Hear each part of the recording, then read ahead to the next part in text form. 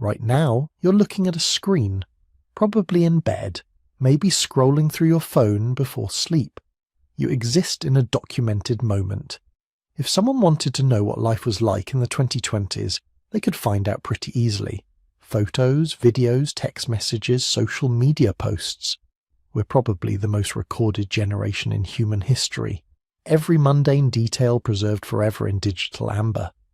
But here's something that should keep you up at night, or maybe help you fall asleep depending on why you're here. For most of human history, we have absolutely no idea what happened. Not just sparse details, not just missing footnotes, complete blank spaces, centuries, sometimes millennia, where civilizations just vanish from the historical record. No writing, no artifacts, sometimes not even ruins, just silence. If you're using this to fall asleep, perfect. That's exactly why I make these. So maybe subscribe and let me know where you are and what time it is. I love checking comments and seeing Tokyo at dawn, Toronto at midnight, all experiencing the same mysteries across time zones. We call them the Lost Ages, periods of human history that should be full of people, cities, art, technology, all the noise of civilization, but instead we find nothing, or almost nothing, just enough to know something was there, and then it wasn't. Think about that for a second. Entire civilizations, hundreds of thousands of people, sometimes millions, living their lives, building cities, raising children, creating art, and then suddenly the record just stops. It's like someone took an eraser to whole chapters of the human story. Buildings crumble to dust, languages are forgotten, even the names of gods disappear, and we're left staring at the gaps trying to figure out what the hell happened. The weird thing is, these aren't just small gaps. We're not talking about losing track of some minor tribe that lived in the mountains.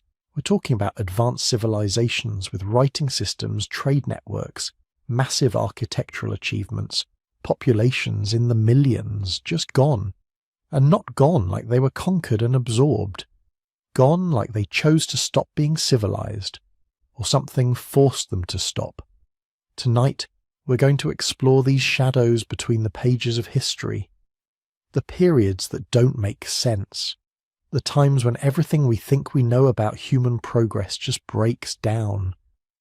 What happened during the 100,000 years when anatomically modern humans, people with brains identical to yours and mine, lived on Earth but apparently did almost nothing we'd recognize as civilization? They had the same intelligence, the same capacity for language and abstract thought, but somehow didn't build cities or develop agriculture or create written language for tens of thousands of years. Why? What caused the Bronze Age collapse around 1200 BCE, when virtually every major civilization in the Mediterranean and Near East suddenly imploded within a few decades? Empires that had stood for centuries, trade networks that spanned continents, all crashing down simultaneously, and then 400 years of near silence. The Greek Dark Ages, where a civilization that had writing just forgot how to write. What happened to the Indus Valley civilization, one of the largest and most advanced societies of the ancient world, which just abandoned its massive cities and vanished into the Indian countryside around 1900 BCE? No signs of war, no evidence of disease or famine. They just left, and we still can't read their writing to know why. Could a cosmic impact 12,000 years ago have wiped out advanced civilizations we don't even know existed? The Younger Dryas impact hypothesis suggests that maybe human civilization is older and more fragile than we think. Why did the Maya, masters of astronomy and mathematics, abandon their magnificent cities in the 9th century CE, leaving pyramids to be swallowed by jungle, as if the forest itself was reclaiming a debt? These aren't just academic questions. These are mysteries about what humanity is capable of and what can make it all disappear. Because here's the thing that should really unsettle you. Every one of these lost ages seemed impossible to the people living before them. The Bronze Age civilizations thought they'd last forever. The Maya believed their cities were eternal. Everyone thinks their world is permanent, until suddenly it isn't. So what happened during these unexplained gaps? Why do entire civilizations sometimes just fall into darkness? And maybe the most unsettling question of all, could it happen to us? Let's start at the beginning, or at least where the beginning gets really strange. With 100,000 years of modern humans who somehow forgot to invent civilization, Homo sapiens, anatomically modern humans. That's us. We've been around for about 300,000 years, maybe longer. The fossils don't lie. Skulls from Jebel Irhoud in Morocco, dated to 315,000 years ago, show all the defining features: high, rounded cranium, flat face, prominent chin. These weren't archaic humans transitioning toward modernity. These were people who, if you dressed them in modern clothes and put them on a subway, you wouldn't look twice. But here's the thing that should keep you up at night, though hopefully it won't since you're trying to sleep. For at least 200,000 of those 300,000 years, we did almost nothing. Or at least that's what the archaeological record suggests. No cities, no agriculture, no written language, no monumental architecture. Just small bands of hunter-gatherers moving across the landscape, leaving behind scattered stone tools and occasional burial sites. 200,000 years. Let that sink in. That's twice as long as the time separating us from Neanderthals. It's 40 times longer than all of recorded human history. It's so vast a time span that your brain can't really process it. If you lived 1 year for every generation, you'd need to live for 10,000 years just to cover this missing period. And we call ourselves advanced. We congratulate ourselves on going from the Wright brothers to the moon landing in 66 years. From the first computer to smartphones in 70 years. We think we're hot stuff because we can access the sum of human knowledge from devices in our pockets. But our ancestors, who were just as smart as us, genetically identical to us, with the same brain capacity and the same cognitive abilities, they spent 200,000 years doing what exactly? The standard explanation goes like this. Early humans were surviving. That's it. Just surviving. They were busy finding food, avoiding predators, dealing with climate fluctuations. They didn't have time for civilization because every day was a struggle against extinction. They were living hand to mouth, season to season, with no energy left over for innovation or cultural development. And sure, there's truth to that. Life in the Paleolithic was hard. Infant mortality was staggering. Average lifespan was probably 25 to 30 years. Disease, injury, starvation. These were constant threats. Groups probably went extinct regularly, wiped out by local disasters or resource failures. But here's what bothers me about that explanation. It assumes our ancestors were somehow less capable than us, less inventive, less curious, less human. And the evidence just doesn't support that assumption. Every time archaeologists look closely at early human sites, they find hints of sophistication that shouldn't be there. Not according to the standard model anyway. Take ochre, red iron oxide pigment. We've been mining and processing ochre for at least 300,000 years, possibly longer. Why? It has no obvious survival function. You can't eat it. It doesn't make better tools. But our ancestors went to incredible effort to obtain it, sometimes travelling dozens of miles to ochre sources, processing it into powder, mixing it with other materials. The standard explanation is body decoration or ritual use. But that just raises more questions. Why would people struggling to survive spend precious time and energy on decoration? Unless decoration wasn't frivolous. Unless it serves some social or cognitive function we don't fully understand. Maybe it was about group identity. Maybe it was early art, early symbolic thinking, early religion. Maybe it was all of those things. Or consider shell beads. We have shell beads from sites across Africa and the Middle East dating back 100,000 years or more. Again, no survival function. But somebody was drilling holes in shells, stringing them together, wearing them or trading them. This is abstract thinking. This is aesthetic sense. This is culture. And it gets weirder. In South Africa, at a site called Blombus Cave, archaeologists found engraved ochre pieces dating to 75,000 years ago. Geometric patterns deliberately made, clearly symbolic. They also found evidence of sophisticated adhesive technology, compound glues made from plant gums and ochre, heated to precise temperatures to achieve the right consistency. This isn't crude survival. This is chemistry. This is engineering. By the way, I'm curious. Where are you watching this from? And what time is it there? Are you drifting off to sleep at midnight? Or is this background for a morning commute? Drop a comment and let me know. I love seeing where these videos end up. So we have evidence of symbolic thinking, artistic expression, and complex technology going back at least 75,000 years, probably much further. Yet somehow civilization didn't emerge until about 12,000 years ago. What were we doing for those 63,000 years in between? More importantly, what were we doing for the 200,000 years before that? Some researchers think we're asking the wrong question. Maybe early humans weren't failing to build civilization. Maybe they were choosing not to.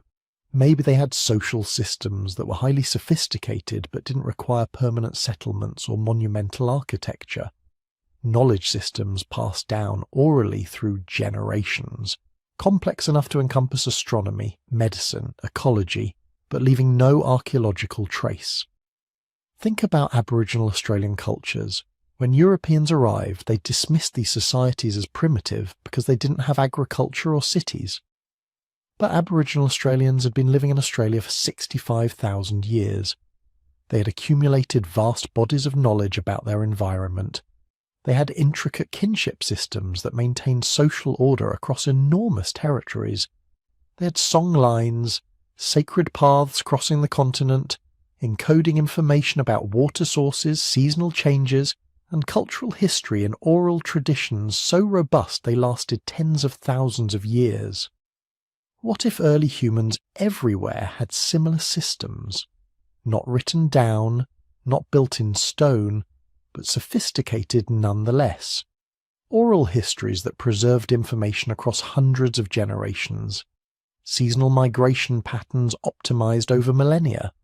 Social networks that moved people, genes, and ideas across continents. This stuff doesn't fossilize. It leaves almost no trace. A few stone tools, some ochre, occasional burials. From that sparse record, we assume simplicity. But absence of evidence isn't evidence of absence. Then there's the climate question. For most of the past 300,000 years, the climate has been unstable. Ice ages advancing and retreating, rainfall patterns shifting, coastlines rising and falling. Agriculture requires climate stability. You need predictable seasons, reliable rainfall, stable temperatures. For most of human existence, we didn't have that. Maybe our ancestors tried agriculture multiple times. Maybe small groups figured out that you could plant seeds and harvest crops. But then the climate shifted. The rains failed. The temperature dropped. The crops died. And the knowledge died with them, or got relegated to the status of myth. Stories about a time when plants grew without searching, when food was abundant, when people didn't have to move constantly. And here's the really unsettling possibility. Maybe they did build things. Maybe there were early experiments with permanent settlements, with specialized labor, with social hierarchy. But they were built of wood and plant fiber, materials that decay completely in a few hundred years. Or they were located on coastlines that are now underwater, drowned when sea levels rose at the end of the last ice age. We know sea levels were 120 meters lower during the last glacial maximum 20,000 years ago. That's 400 feet. Massive areas of continental shelf were dry land. The Persian Gulf was a river valley. The Mediterranean was smaller. Indonesia and Malaysia were connected by land bridges. Those coastlines would have been prime real estate, reliable water, marine resources, moderate climate. If early humans built anything sophisticated, they probably built it on those coastlines. And it's all underwater now, buried under sediment, destroyed by 20,000 years of tides and currents.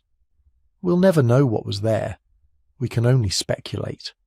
But let's say there were no lost civilizations, no underwater cities, no forgotten golden ages. Let's say the standard model is basically right.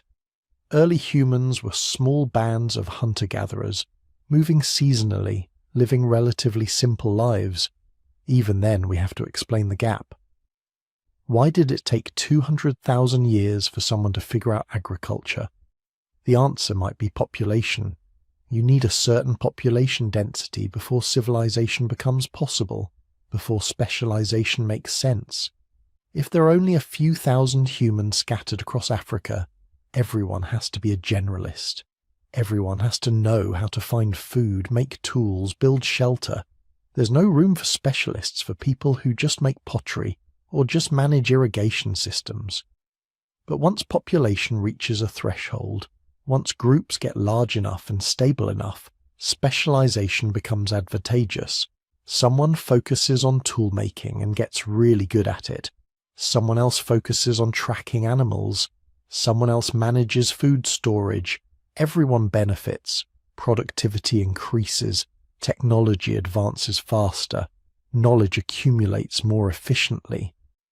Maybe that threshold wasn't reached until the end of the last ice age, when climate stabilized and populations could finally grow beyond the small scattered bands that had characterized human existence for hundreds of thousands of years. Or maybe it happened multiple times before that, but couldn't be sustained. Populations would grow, specialization would begin, proto-civilizations would emerge, then climate, disaster would strike, populations would crash, the specialists would die, the knowledge would be lost, and humanity would reset to small bands of generalist survivors. If that happened even once, we'd probably never know. The archaeological signature would be almost invisible. A brief increase in site density, a short period of tool sophistication, then nothing. It would look like noise in the data, like random fluctuation. Unless we knew exactly where to look and what to look for, we'd miss it completely. The truth is, we don't know what happened during those missing 100,000 years. We have fragments, hints, tantalizing possibilities, but the full story is lost, eroded by time, buried by sediment, drowned by rising seas, or simply never preserved in the first place. What we do know is that when civilization did finally emerge, it emerged fast. Within just a few thousand years, we went from scattered hunter-gatherers to cities, writing, mathematics, astronomy. Like a spring that had been compressed for 200,000 years, finally releasing all its stored energy at once. Maybe that's what those missing millennia were, the slow build-up of pressure, the gradual accumulation of knowledge and population and cultural complexity.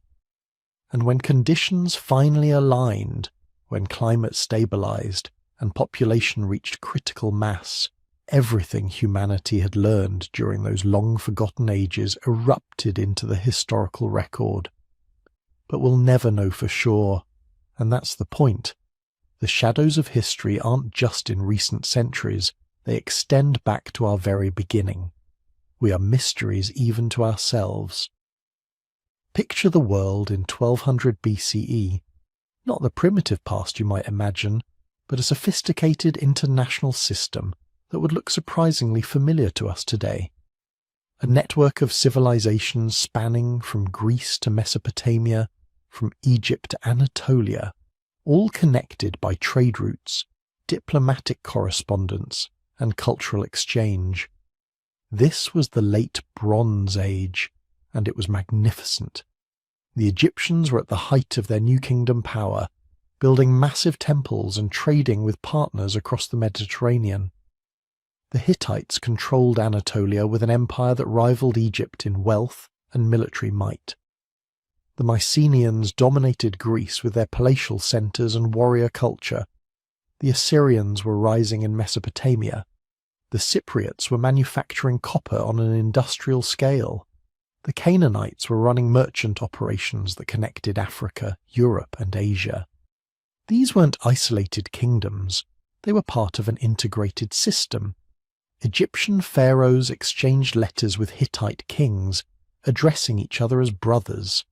Mycenaean pottery shows up in Egyptian tombs. Cypriot copper is found in workshops from Greece to Iraq. Mesopotamian cylinder seals appear in Greek palaces. The Amarna letters, a cache of diplomatic correspondence discovered in Egypt, reveal a world of international relations that would make modern diplomats nod in recognition.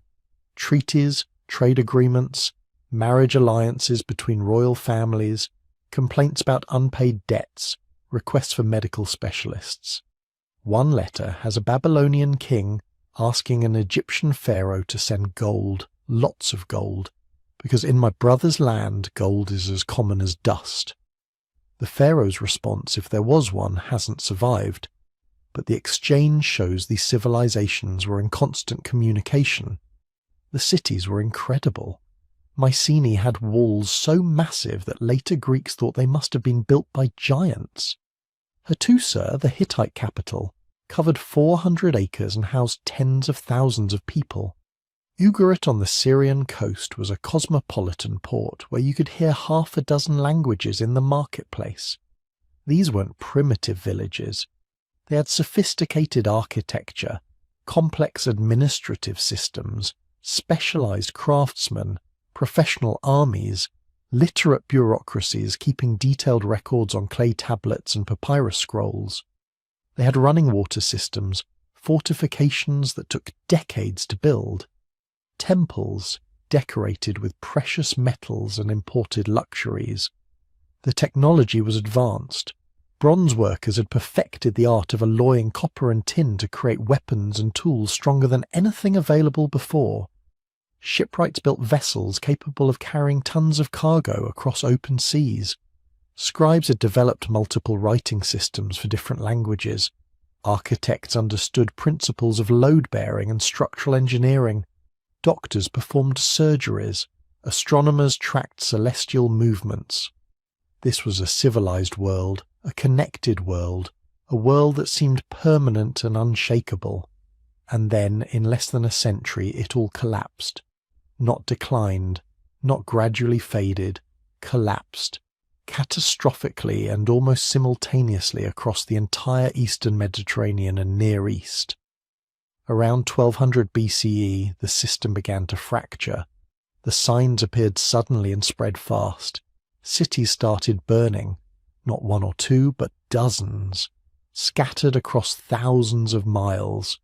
Palaces were destroyed and never rebuilt. Trade networks that had functioned for centuries simply stopped operating. The archaeological evidence is stark and disturbing. At site after site across Greece, Anatolia, Syria, and the Levant, excavators find the same pattern. A layer of destruction debris, thick ash from massive fires, collapsed walls, burned timber, and then nothing. No rebuilding, no reoccupation, just abandonment. Mycenae, this legendary home of Agamemnon, destroyed. Tiryns with its cyclopean walls burned. Pylos, whose Linear B tablets give us a snapshot of Bronze Age administration, went up in flames so suddenly that clay tablets in the archive were still in the process of being written when fire baked them into permanent records. The last tablets from Pylos are desperate inventories of military equipment and Coast Guard deployments, a civilization frantically trying to defend itself against something, but against what? That's where the mystery deepens. The Hittite Empire, one of the great powers of the age, simply ceased to exist. Their capital, Hattusa, was burned so thoroughly that the destruction layer is over 3 feet thick in places. The empire that had corresponded as equals with Egypt, that had fought the Battle of Kadesh to a standstill, that had controlled Anatolia for centuries, vanished from history. In Syria and the Levant, the destruction was even more complete. Ugarit, that cosmopolitan port city, was destroyed so thoroughly it was never rebuilt. Centuries later, its location was forgotten entirely. Modern archaeologists only rediscovered it in the 1920s. The last texts from Ugarit are frantic letters describing enemies approaching by sea, begging for military aid that never came. One letter, never sent, was found in an envelope still sitting in the kiln where it was being fired when the city burned. Egypt survived, but barely. Rameses III left records of fighting off massive invasions by sea and land. His temple reliefs show naval battles against enemies he called the Sea Peoples, coalition forces arriving in ships, bringing their families and possessions with them. Not raiders, migrants, entire populations on the move. But even mighty Egypt was weakened. After Rameses III, Egyptian power began a long decline. They lost control of their northern territories, trade networks collapsed. The bronze economy they'd relied on for centuries began to fail. Within 50 years, the interconnected world of 1200 BCE was gone, replaced by something much darker and much more mysterious. Population levels crashed. Archaeological surveys show a reduction of up to 90% in some regions. That's not a decline. That's near extinction. Cities that had thrived for centuries were abandoned. The survivors scattered into small villages or became nomadic. Writing largely disappeared. The Linear B script of the Mycenaeans was completely forgotten. The Hittite cuneiform vanished. Only in Egypt and Mesopotamia did literacy continue, and even there the records become sparse and fragmentary. For the next 3 to 4 centuries, what we call the Greek Dark Ages, the Eastern Mediterranean was a shadow of what it had been. No monumental architecture, no international trade, no written records in most regions. It's as if civilization simply stopped. So what happened? That question has obsessed archaeologists for generations, and there's no simple answer. The traditional explanation was the Sea Peoples, those mysterious invaders that Egyptian texts describe but never clearly identify. The theory was straightforward. Warrior migrants swept through the Eastern Mediterranean like a Bronze Age Viking horde, destroying civilizations as they went. But it doesn't add up. The destruction is too widespread, too simultaneous. Raiders don't destroy everything everywhere at once. They take what's valuable and move on. They don't cause system collapse across 3 continents. More importantly, who were these Sea Peoples? Egyptian texts list names, the Shurdan, the Lucca, the Peliset. But we can't definitively identify most of them. Some scholars think they were displaced populations from the Aegean or Anatolia. Others argue they were symptoms of the collapse, not the cause. Refugees from destroyed civilizations becoming raiders out of desperation. Climate change offers another explanation. Paleoclimate data shows the Eastern Mediterranean experienced a severe drought beginning around 1200 BCE. Tree ring data, pollen analysis and sediment cores all point to a prolonged dry period lasting decades. Harvests would have failed, famines would have followed, starving populations would have migrated, fought over remaining resources, destabilized the political system. There's compelling evidence for this. Lake sediments show lower water levels. Pollen records indicate vegetation die-off. Some destroyed sites show signs of drought stress in the decades before their destruction. But drought alone doesn't explain the violence. Civilizations had survived droughts before. Why was this one different? Earthquakes provide yet another piece of the puzzle. The Eastern Mediterranean is seismically active, and geological evidence shows a cluster of major earthquakes around 1200 BCE. Destroyed buildings at many sites show signs of earthquake damage. walls collapsed inward, columns fallen in specific patterns. Some archaeologists argue a series of major quakes, what they call an earthquake storm, struck the region over several decades. This would explain the widespread simultaneous destruction better than human invaders. But earthquakes don't explain the abandonment. Cities damaged by earthquakes get rebuilt. These cities didn't. The most compelling theory is systems collapse. The idea that the interconnected nature of late Bronze Age civilization became its fatal vulnerability. The system was complex. Specialists producing specific goods, trade networks moving resources across vast distances, political structures dependent on continued prosperity and stability. When multiple stresses hit simultaneously, drought reducing agricultural output, earthquakes damaging infrastructure, population movements disrupting trade, the system couldn't adapt. Think of it like a house of cards, each civilization supporting and depending on others. When some began to fall, they brought down their neighbours. Cyprus depended on trade for food. When shipping collapsed, they couldn't survive. Mycenaean palaces depended on tribute from rural areas. When drought hit agriculture, the tribute stopped flowing and the palatial system collapsed. Hittite cities depended on networks of client states. When those states fell, the empire couldn't maintain itself. One by one, the cards fell, and the entire structure came down. The evidence for this is in what survived and what didn't. The palace economies collapsed completely, those centralized systems dependent on literate bureaucracy and long-distance trade. But rural villages often survived. Small communities that produced most of what they needed locally could ride out the storm. The literate, specialized, interconnected civilization disappeared. The illiterate, generalized, localized communities endured. But here's what haunts archaeologists: the sheer speed of it.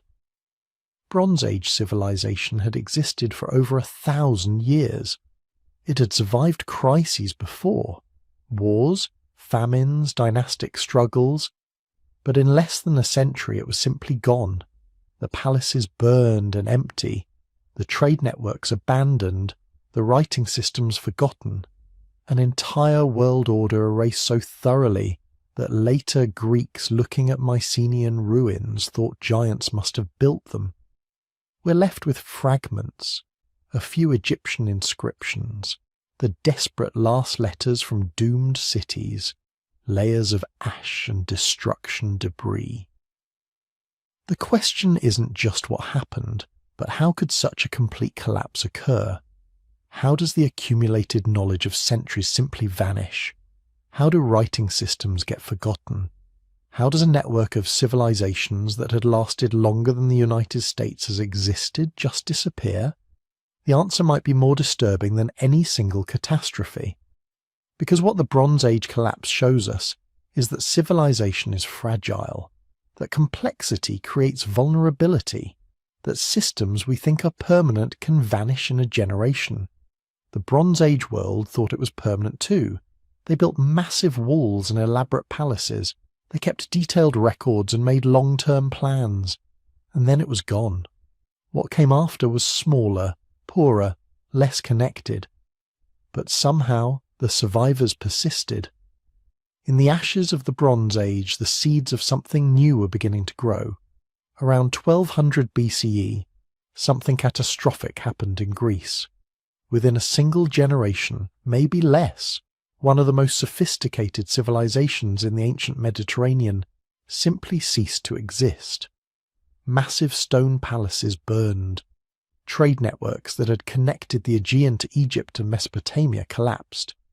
And most mysteriously of all, an entire system of writing painstakingly developed over centuries was completely forgotten. The Mycenaean Greeks weren't primitive people living in mud huts. These were the civilization that built Mycenae, Pylos and Tiryns.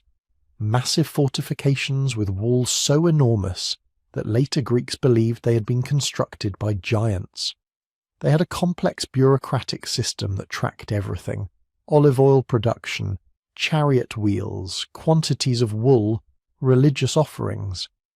We know this because they kept meticulous records written in what we now call Linear B script, an early form of Greek inscribed on clay tablets. Their palaces were engineering marvels, multi-story complexes with sophisticated drainage systems, plastered walls covered in vibrant frescoes depicting religious ceremonies, bull leaping, and warfare. They had specialized craftsmen producing pottery, metalwork, and textiles that were traded across the known world. Mycenaean artifacts have been found in Italy, the Levant, even as far as Britain. They were warriors too, the civilization that would later inspire Homer's epics of the Trojan War. Archaeological evidence shows they maintained professional military forces, charioteers, infantry equipped with bronze armor and weapons. Their influence extended across the Aegean, with outposts and colonies on dozens of islands and along the coast of Asia Minor. Then, around 1200 BCE, it all ended. Not gradually, not through some long, slow decline. Almost overnight in historical terms, the palatial system collapsed completely. Nearly every major Mycenaean site shows evidence of destruction during this period. Massive fires swept through Pylos, Mycenae, Tiryns, destroying the administrative centres that had coordinated their civilization. Some sites show signs of violent attack. Others just seem to have been abandoned and then burned, possibly deliberately by their own inhabitants. But here's what makes this collapse so mysterious. The destruction wasn't followed by foreign occupation or replacement by a new civilization.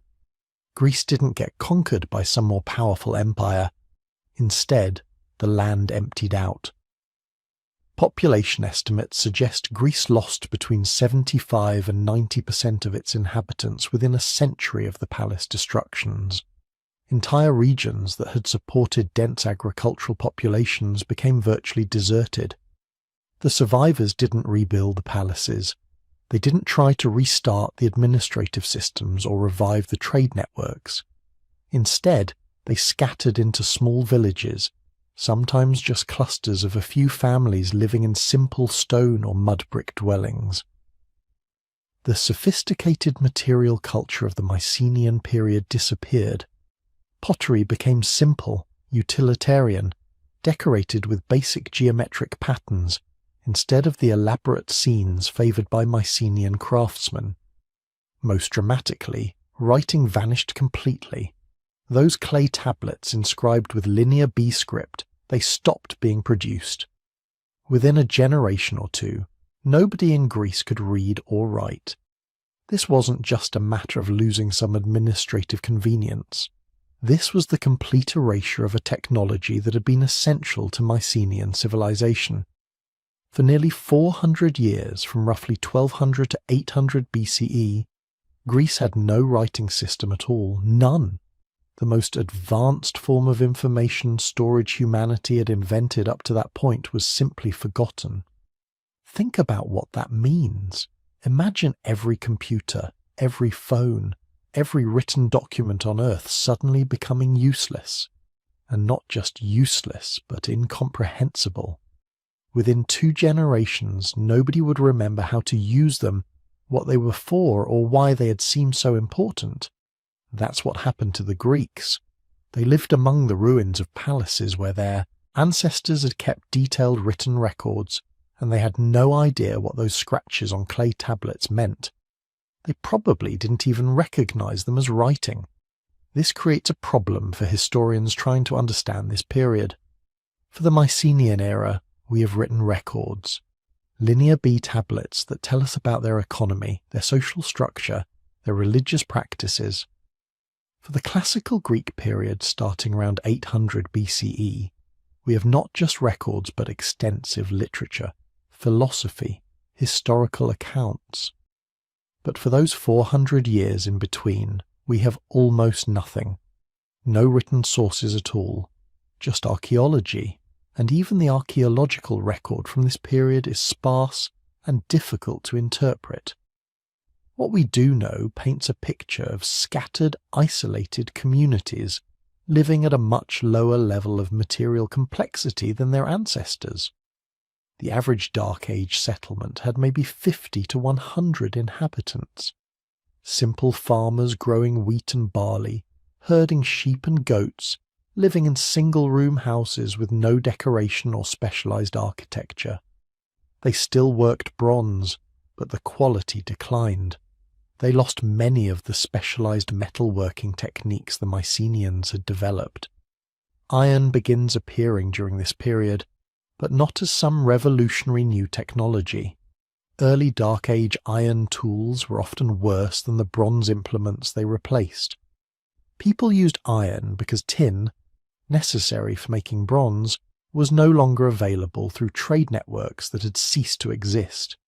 Population density collapsed so dramatically that whole landscapes changed. Without intensive agriculture, forests reclaimed land that had been cultivated for centuries. Wild animals that had been hunted nearly to extinction during the Mycenaean period returned. In some ways, Greece became more ecologically diverse during the Dark Ages than it had been before the collapse. But this came at the cost of human suffering we can barely imagine. Those population losses, 75 to 90% over a century, they weren't gentle. They represent mass death, starvation, disease, violence, and displacement on a scale that dwarfs most historical catastrophes. Yet something survived. Knowledge survived. Culture survived. Not in written form, not in permanent archives or libraries, but in human memory, passed down through oral tradition. The Greeks of the Dark Ages couldn't write, but they could remember. And they did remember in the form of epic poetry. Professional singers, what the Greeks later called oidoi, memorized vast poetic compositions about the deeds of ancestors. Stories of heroes and kings, battles and tragedies, the glory of a lost age when Greeks had lived in stone palaces and sailed across the seas in great fleets.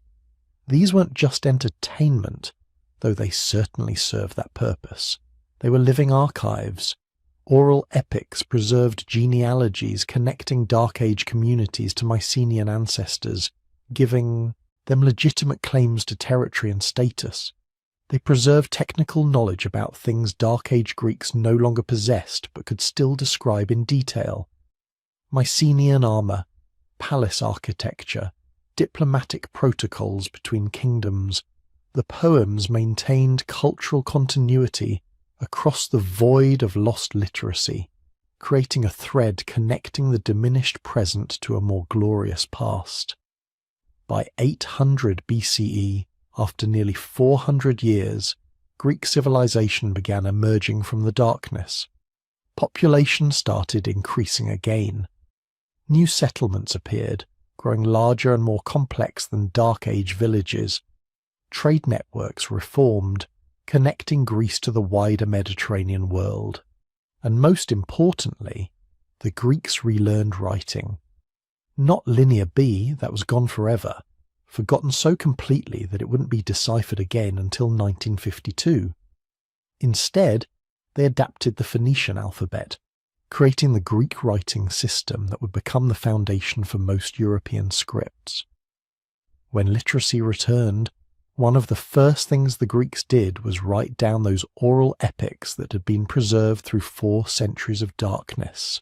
Homer, whether one person or many, composed the Iliad and the Odyssey in written form somewhere around 750 BCE. These weren't contemporary accounts. They were stories about events that had happened 400 to 500 years earlier, passed down through countless generations of oral poets. Yet they contained genuine historical information, references to places, objects and customs from the Mycenaean period that the Greeks of Homer's time couldn't have known about except through this continuous oral tradition. Archaeologists have verified this in ways that would have seemed impossible a century ago. When Heinrich Schliemann excavated Mycenae in the 1870s following clues from Homer's text, scholars dismissed it as lucky guesswork. But the deeper we dig, the more we realize Homer got right. The boar's tusk helmet described in the Iliad, an object that hadn't been made in Greece for over 800 years when Homer lived, we found them in Mycenaean tombs, exactly as described. The massive walls of Troy, the layout of Mycenaean palaces, even some names and genealogies they check out. Somehow, through 400 years of darkness, collapse, and cultural destruction, the memory held. But what the oral traditions couldn't preserve was the mundane, the daily details of how Dark Age Greeks actually lived. For that, we need archaeology, and the picture it reveals is both humbling and inspiring. These people had lost so much. Technologies their grandparents had taken for granted were now beyond their capability to reproduce. They lived in a landscape dotted with ruins they couldn't fully understand, monuments to a civilization they could barely imagine but knew they had descended from. Yet they survived. In scattered villages across Greece, farmers continued planting and harvesting. Potters continued making vessels simpler than before but functional. Metalworkers continued forging tools and weapons, passing their knowledge to apprentices who would pass it on in turn. And singers continued reciting the old poems, keeping alive the memory of heroes and gods, preserving the cultural identity that would eventually allow Greek civilization to coalesce again. The Dark Ages didn't last forever. By 800 BCE, Greece was emerging into what historians call the Archaic period. Populations were growing again. Trade was reviving. New forms of political organization were emerging, the city-states that would define classical Greece. Within a few centuries, Greeks would be producing philosophy, drama, history, mathematics, and architecture that would influence human civilization for millennia. But they would do all of this as people who knew what it meant to lose everything. Every Greek city-state preserved stories of the Dark Ages, cautionary tales about the fragility of civilization and the importance of maintaining knowledge and community. We still don't fully understand what caused the Bronze Age collapse that triggered the Greek Dark Ages. Climate change probably played a role. Evidence suggests a prolonged drought across the eastern Mediterranean around 1200 BCE. Invasions by mysterious sea peoples may have disrupted trade networks. Internal social tensions within Mycenaean kingdoms might have contributed to their vulnerability.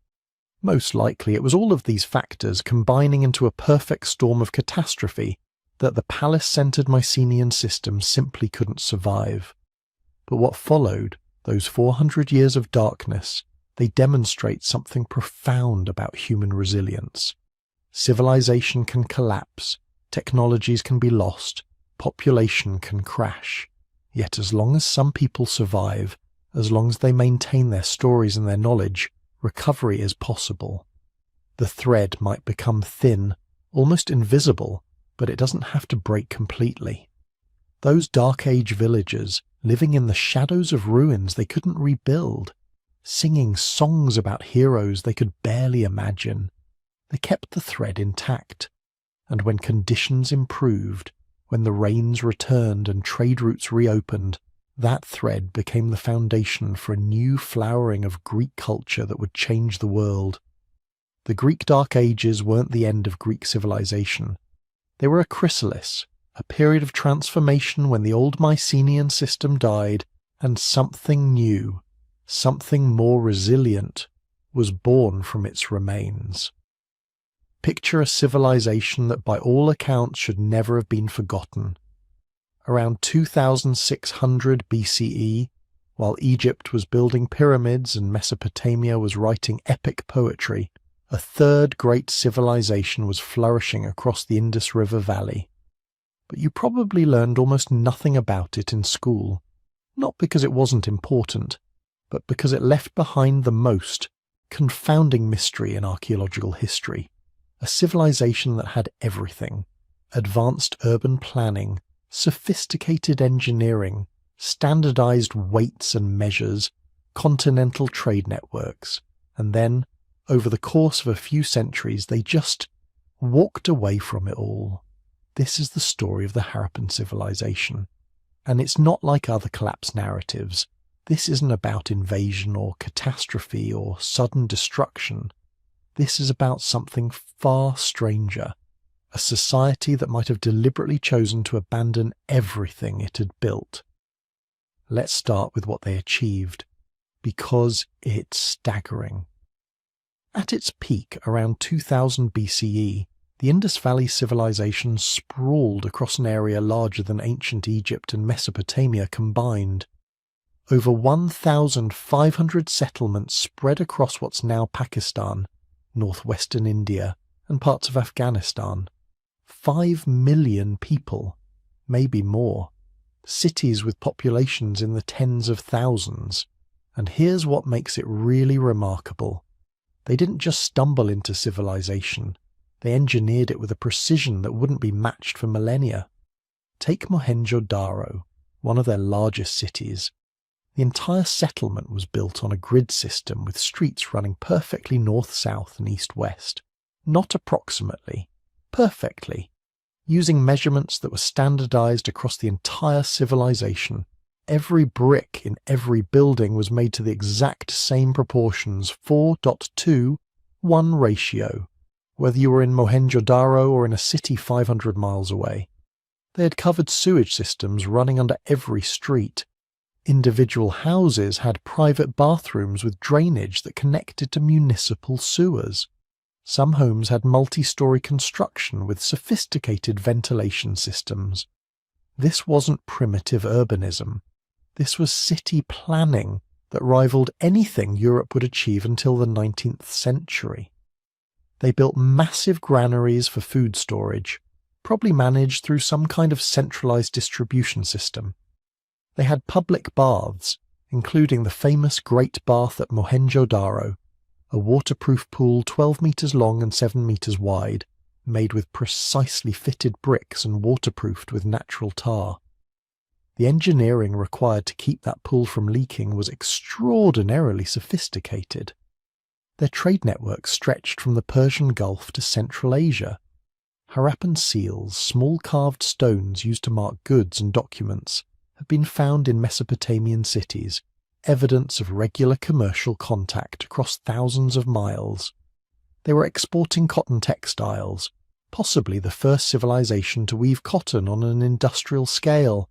They worked copper, bronze, lead, and tin. They crafted jewellery with techniques so advanced that modern jewellers struggle to replicate them. And they did all of this without any evidence of a ruling class, no palaces, no temples that we can identify, no royal tombs filled with treasures, no monuments to glorify kings. The houses in Harappan cities show remarkably little variation in size or quality.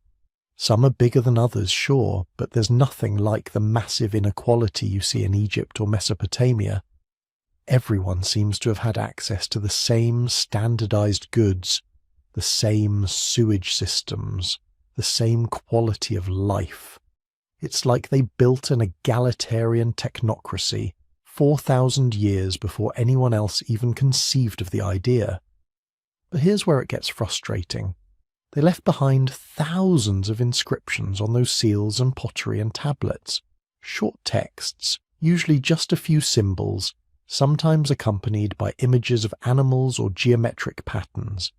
And we cannot read a single word. Not one. The Indus script remains completely undeciphered despite decades of effort by linguists, cryptographers, and computer algorithms. We have about 400 distinct symbols. We know the script was written right to left based on how the inscriptions are laid out. We can see that certain symbols appear more frequently, suggesting they represent common words or sounds. But we don't know what language they were writing. We don't know if it's related to any modern language family. We can't even agree on whether it's a full writing system or some kind of proto-writing. This means everything we know about the Harappan civilization comes from archaeology alone.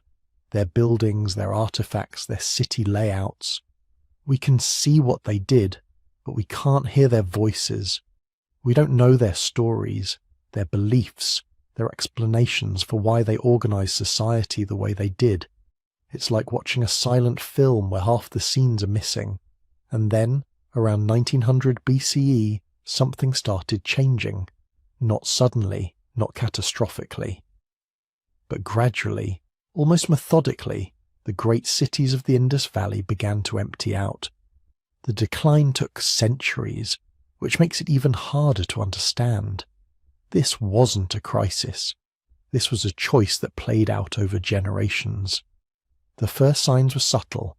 Maintenance standards started slipping. In Mohenjo-Daro, you can see it in the archaeological layers. Older construction is precise, carefully planned, built to last. Later buildings are more haphazard, reusing old bricks, ignoring the grid system. Sewage systems stopped being maintained. Streets that had been kept clear for centuries started accumulating debris. The standardized brick sizes became less uniform, suggesting the centralized production systems were breaking down. Population started declining in the major urban centers. Not all at once. People didn't flee. They just left. Families moving away, buildings being abandoned but not destroyed, empty houses slowly crumbling while the city around them kept functioning at reduced capacity. By 1300 BCE, all the major Harappan cities were empty. 5 million people had dispersed across the landscape, abandoning the most sophisticated urban infrastructure in the ancient world. So what happened? The traditional theory focused on invasion. Ancient texts mentioned Aryan peoples moving into India around this time, and for decades scholars assumed they must have conquered the Harappan civilization. But the archaeology doesn't support it. There's no evidence of warfare, no burned cities, no mass graves, no sudden appearance of a new culture. The Aryan migration probably happened, but it came after the cities were already empty. The second theory blamed climate change, and here the evidence is stronger. Around 2000 BCE, the monsoon patterns that had sustained Harappan agriculture started shifting. Rainfall became less reliable. Some regions that had been fertile started drying out. Core samples from ancient lakes show declining water levels throughout this period. The climate was definitely changing. But here's the thing. The Harappans had survived climate fluctuations before. They'd adapted to droughts and floods for centuries. Why would this change be different? Then there's the river theory. Recent satellite archaeology and geological studies suggest something dramatic happened to the rivers themselves. The Gagahakra river system, which had sustained many Harappan settlements, started drying up. Not because of drought, but because of tectonic activity. The rivers were literally changing course, shifting away from areas that had depended on them for millennia. Cities that had been built on major waterways suddenly found themselves stranded. Wells that had been reliable for generations started running dry. This would explain the pattern of abandonment. The cities didn't fall suddenly because there was no sudden catastrophe. Instead, over generations, people realized their urban centers were becoming unsustainable. The rivers were moving, the climate was shifting, the agricultural surplus that had supported urban life was declining, and so they made a choice. They left. But here's what makes this different from other civilizational collapses. They didn't collapse into chaos. The archaeological evidence suggests something almost unprecedented. A managed decline, a civilization-wide decision to transition away from urban life back to smaller-scale agricultural communities. You can see it in how the cities were abandoned. Buildings weren't burned or torn down, they were just left, suggesting orderly departure rather than panic. Valuable metal goods and tools are found where they were stored, not scattered like they would be if people were fleeing. The drainage systems remained intact until they simply weren't needed anymore. In the post-urban period, we see scattered villages throughout the former Harappan territories. These settlements show clear cultural continuity. They're using similar pottery styles, similar agricultural techniques, similar craft traditions, but they've abandoned the grid cities, the standardized measurements, the centralized grain storage. They've chosen decentralization. It's like they looked at the situation, assessed the resources, and collectively decided that urban civilization wasn't worth maintaining under the new conditions, that smaller, more flexible communities would be more resilient. And maybe they were right. Those villages survived, they adapted, they became the ancestors of later Indian civilizations. The Harappan culture didn't die, it transformed. But we can't know for sure because we can't read their writings. Somewhere in those undeciphered seals might be the explanation. Records of debates about water management, decisions about population dispersal, religious or philosophical reasoning for abandoning the cities, or maybe just shopping lists and tax records. We simply don't know. What we do know is this. The Harappan civilization demonstrated that urban life is a choice, not an inevitability. They built cities as sophisticated as any in the ancient world, and when those cities no longer served their needs, they walked away. No apocalypse required, no dramatic collapse, just a slow, deliberate transition from one way of life to another. Sometimes the most mysterious thing isn't destruction. It's the quiet choice to let go of something that once seemed permanent, to recognize when systems that served you well no longer work, to have the collective wisdom to change course before catastrophe forces your hand. The Harappans might have disappeared from history, but maybe they didn't fail. Maybe they succeeded in ways we're only beginning to understand. Picture this. It's 12,800 years ago.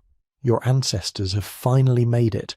After millions of years of evolution, hundreds of thousands of years of surviving as scattered bands of hunter-gatherers, they're starting to figure things out. The last ice age is ending. The world is warming. Animals are abundant. Plant foods are everywhere. Some groups have even started experimenting with cultivating wild grains, building permanent structures, creating art and monuments. Then, in a single day, everything changes. The sky lights up brighter than the sun. A massive fireball streaks across the horizon, fragmenting as it comes. Maybe you see one impact, maybe you see a dozen. The shockwave levels forests for hundreds of miles. Wildfires ignite across entire continents. Within hours, so much debris has been thrown into the atmosphere that the sky goes dark. Within days, the temperature begins to plummet. Within months, the world has plunged back into an ice age that will last for more than 1,000 years. This isn't science fiction. This is the Younger Dryas impact hypothesis. And if it's true, it means we lost an entire chapter of human history in a single catastrophic event. Let's start with what we know for certain. Around 12,800 years ago, Earth's climate was following a predictable pattern. The planet had been steadily warming for thousands of years as the last ice age gradually released its grip. Ice sheets were retreating, sea levels were rising, forests were spreading into areas that had been tundra for millennia. Your ancestors were thriving in this warming world, expanding their populations, developing new technologies, building increasingly complex societies. Then, without warning, the warming stopped. Not gradually, abruptly. Within a decade, maybe less, global temperatures dropped by 15 degrees Fahrenheit in some regions. The ice sheets that had been retreating began advancing again. The forest died back.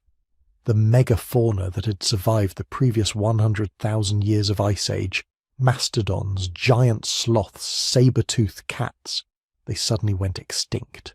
Not just in one place, everywhere. Across North America, South America, Europe, Asia. 35 genera of large mammals disappeared within a geological instant. Geologists call this climate reversal the Younger Dryas, named after a tiny Arctic flower that suddenly reappeared in European pollen records during this cold snap. For decades, the mainstream explanation was that it was caused by changes in ocean circulation, possibly triggered by massive freshwater floods from melting ice sheets disrupting the Gulf Stream. But that explanation never quite fit all the evidence. Ocean circulation changes don't happen overnight. They don't cause continent-wide wildfires. They don't explain the sudden extinction of animals that had survived multiple previous climate swings. They don't account for the weird geological signatures that started showing up at the boundary layer marking the beginning of the Younger Dryas. In 2007, a group of researchers proposed something radical. What if the Younger Dryas wasn't caused by gradual climate processes at all? What if it was triggered by an impact event? Not a single asteroid or comet, but a fragmented one, breaking up as it entered Earth's atmosphere and depositing its energy across vast areas of the Northern Hemisphere. The evidence they pointed to was compelling. At sites across North America, Europe and Asia, at the exact geological layer marking the start of the Younger Dryas, researchers found concentrations of materials that shouldn't be there. Microscopic diamonds called nanodiamonds that only form under extreme pressure and temperature. Magnetic spherules, tiny balls of melted rock that indicate exposure to temperatures above 2,200 degrees Fahrenheit. Carbon spherules suggesting massive wildfires. Platinum and iridium concentrations far higher than normal, typical of extraterrestrial impacts. Most intriguingly, a form of carbon called glass-like carbon that forms when organic material is subjected to extreme heat and pressure, exactly what you'd expect from an airburst explosion. The hypothesis was controversial from the start. Many archaeologists and geologists pushed back hard. Some couldn't replicate the findings. Others argued the evidence could be explained by other processes, wildfires, volcanic activity, normal cosmic dust accumulation. The debate became heated, sometimes personal, but here's what nobody disputes. Something dramatic happened 12,800 years ago, something that triggered rapid climate change, massive extinctions, and widespread environmental catastrophe. The only question is what? And here's where the story gets really interesting, because around the same time this catastrophe was happening, something else was going on. Something that suggests human civilization might be much older than we think. In southeastern Turkey, there's a place called Göbekli Tepe. When it was discovered in the 1990s, it rewrote everything we thought we knew about early human societies. The site consists of massive stone circles, some over 20 feet in diameter, made from limestone pillars weighing up to 20 tons each. The pillars are carved with intricate reliefs of animals, abstract symbols, and strange geometric patterns. The construction would have required coordinated labour by hundreds of people, sophisticated stoneworking techniques, and complex social organisation. The radiocarbon dates came back between 11,500 and 9,500 years old, which means Göbekli Tepe was built right after the Younger Dryas ended. But here's the thing, you don't just wake up one morning and decide to build something like Göbekli Tepe. The people who built it had generations, maybe millennia, of architectural experience. They knew quarrying, stone transport, carving, engineering. They had developed religious or astronomical concepts sophisticated enough to justify such massive construction projects. They had social hierarchies capable of organising and feeding large labour forces, all of which suggests there was something before Göbekli Tepe, something earlier, something that gave them all that knowledge and experience. But where is it? Why don't we find monuments from 13,000 or 14,000 years ago? Unless we do, and we just haven't recognised them yet. Or unless they existed in places we can't access anymore. Because here's something most people don't realise. At the end of the last ice age, sea levels were 400 feet lower than they are today. That means vast areas that are now underwater, continental shelves extending for miles beyond current coastlines, were dry land 12,800 years ago? And where do humans naturally settle? Near water, on coastlines, river deltas, places with reliable access to food and trade routes. If there were complex societies 15,000 or 20,000 years ago, they would have been concentrated in exactly the areas that are now under hundreds of feet of seawater. Everything they built, every monument, every settlement, every technological achievement, all of it would be on the ocean floor now, buried under sediment, eroded by currents, invisible to conventional archaeology. The impact hypothesis suddenly makes this scenario plausible. If a comet or asteroid fragment exploded over the ice sheets covering North America, the energy released would have been equivalent to thousands of nuclear weapons. The ice sheets would have melted catastrophically. Within days or weeks, massive floods would have inundated coastal areas worldwide.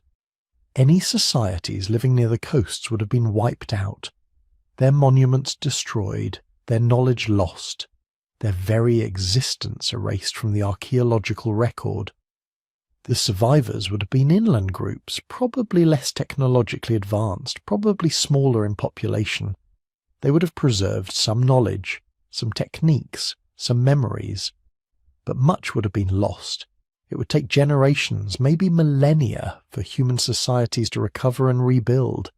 By the time they did, the old world would be legend. Stories told around campfires about cities beneath the waves, advanced ancestors, a golden age before the flood. Sound familiar? Because flood myths show up in virtually every ancient culture on Earth. The biblical flood, the Sumerian flood epic, the Greek story of Deucalion, the Hindu myth of Manu, the Chinese tale of Gun Yu, indigenous Australian dreamtime stories of rising seas. They all describe a catastrophic flood that destroyed an earlier world and forced humanity to start over. Traditional archaeology dismisses these as myths, symbolic stories about local flooding events.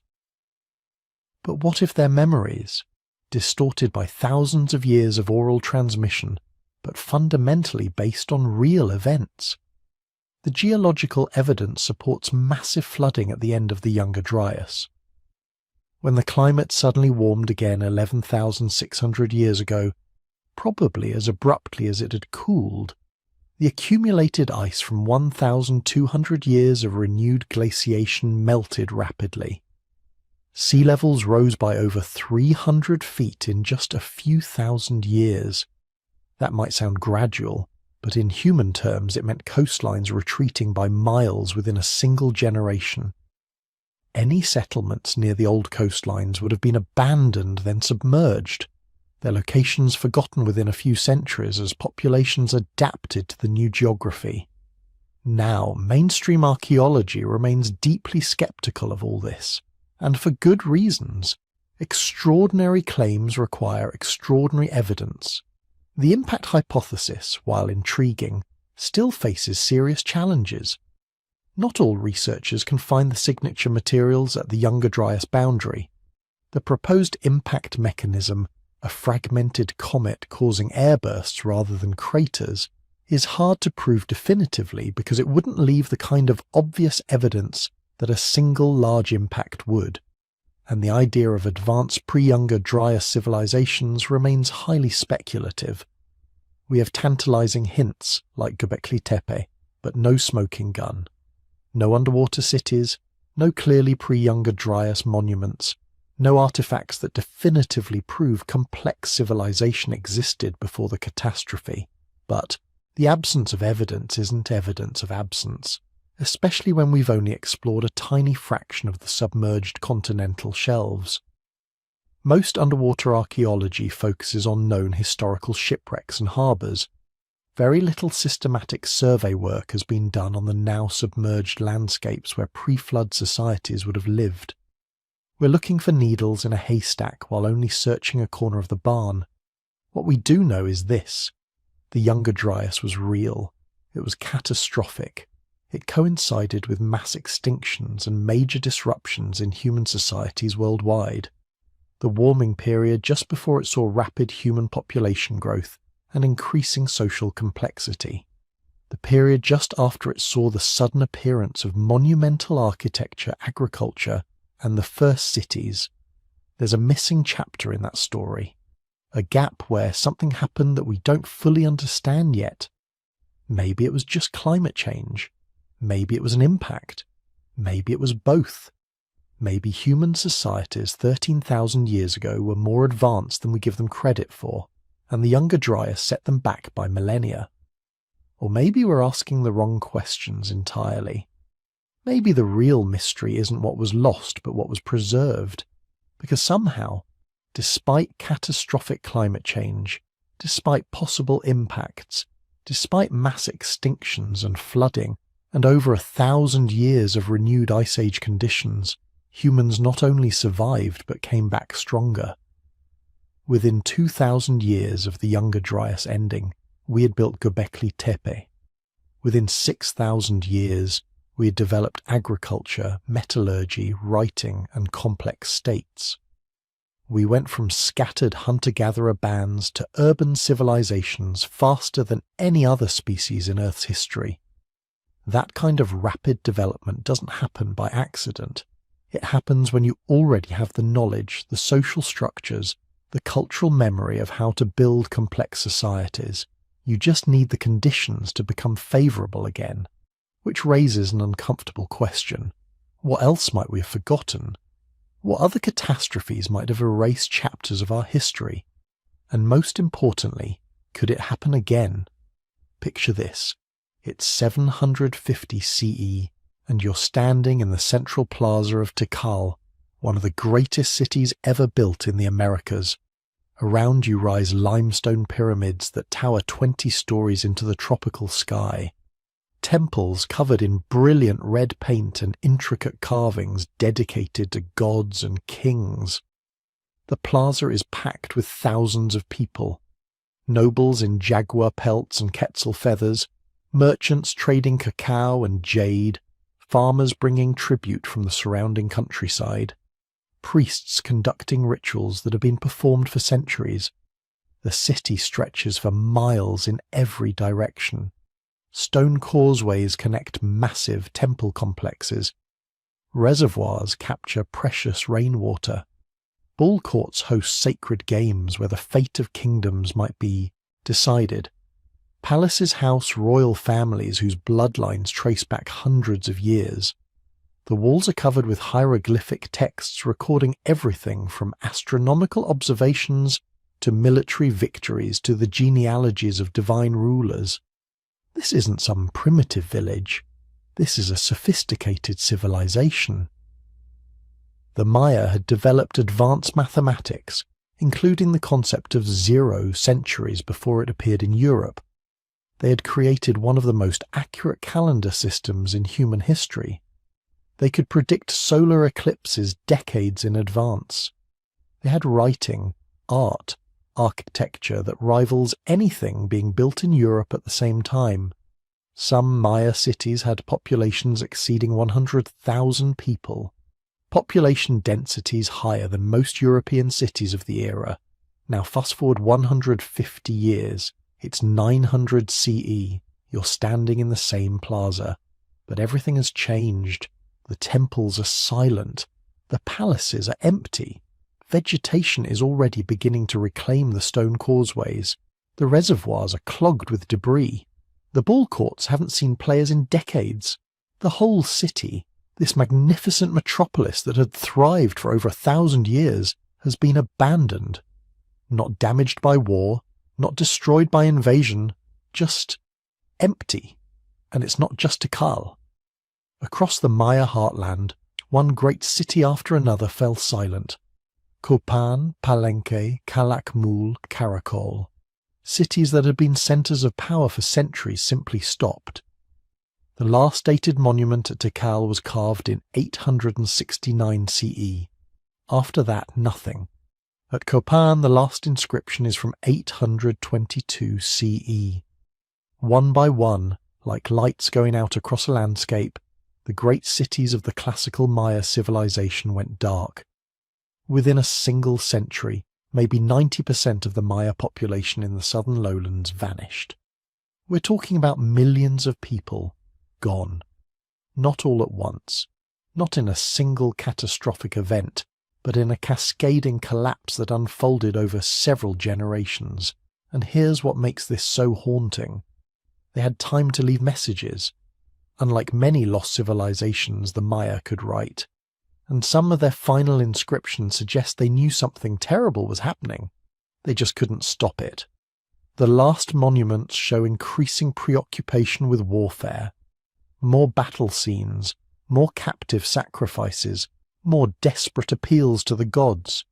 Some inscriptions mention droughts, failed crops, starving populations. There are references to dynasties ending, to divine kings losing their mandate from heaven. The hieroglyphs become less elaborate, more rushed. Some monuments were left unfinished, suggesting the workers simply abandoned their tools and walked away. But here's where the mystery deepens.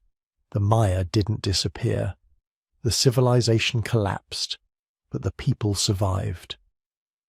When the Spanish arrived 600 years later, they found millions of Maya living in smaller communities throughout the Yucatan and Guatemala highlands, speaking the same languages, practicing versions of the same religion, remembering fragments of the ancient glory days. What happened wasn't extinction, it was something stranger. The greatest civilization in pre-Columbian Americas simply chose, or was forced, to walk away from everything their ancestors had built. For decades, archaeologists argued about what caused the collapse. Some pointed to warfare. The late classical period shows evidence of increasing conflict between city-states, competition for resources, disputed territories, revenge cycles that could span generations. Some cities show signs of violent destruction in their final years. Burned palaces, defaced monuments, scattered skeletal remains suggesting massacres. But warfare alone doesn't explain it. The Maya had been fighting wars for centuries. Conflict was built into the political structure of their civilization. Cities rose and fell, dynasties came and went, but the overall system kept functioning. Until suddenly it didn't. Others blamed environmental collapse. The Maya heartland was tropical rainforest, which seems lush and fertile but actually has very poor soil. All the nutrients are locked up in the vegetation itself. Clear the forest for agriculture, and you get maybe a few years of decent crops before the soil is exhausted. The Maya had developed sophisticated techniques to deal with this. Terracing, raised fields, forest gardens that mimicked natural ecosystems. But these systems required constant maintenance and deep ecological knowledge. As populations grew, the pressure on the land increased. More forest had to be cleared. More marginal lands had to be cultivated. The system became increasingly fragile. Any disruption, any sustained crisis, could trigger cascading failures, and the paleoclimate data shows exactly such a crisis occurred. Analysis of lake sediments, cave formations, and tree rings reveals a devastating pattern. Starting around 800 CE, the Maya heartland experienced a series of severe droughts, not occasional dry years, which the Maya were used to, but decades-long mega-droughts. The worst dry periods in the region in thousands of years. Rainfall may have dropped by 40% or more during the peak drought periods. For a civilization dependent on seasonal rains to fill their reservoirs and water their crops, this was catastrophic. The elaborate water management systems that had made the great cities possible began to fail. Reservoirs dried up, crops withered, food stores were depleted, and the Maya political system, based on the divine authority of kings who claimed to control the rains and guarantee prosperity, began to crumble. Imagine being a Maya farmer watching your children go hungry while the priest conducted ever more elaborate rituals to bring the rains. Year after year, sacrifices, ceremonies, appeals to the gods, And year after year, the dry season lasting longer, the wet season bringing less rain. At some point you start to question, maybe the kings aren't divine. Maybe the gods have abandoned us. Maybe this whole system that we've built our lives around is broken. The inscriptions suggest exactly this kind of crisis of faith. References to failed rituals, to divine kings losing their connection to the supernatural realm. Some texts seem almost desperate, promising the gods ever greater sacrifices if they'll just send rain. But the rains didn't come, or came too little, too late. But it wasn't just drought.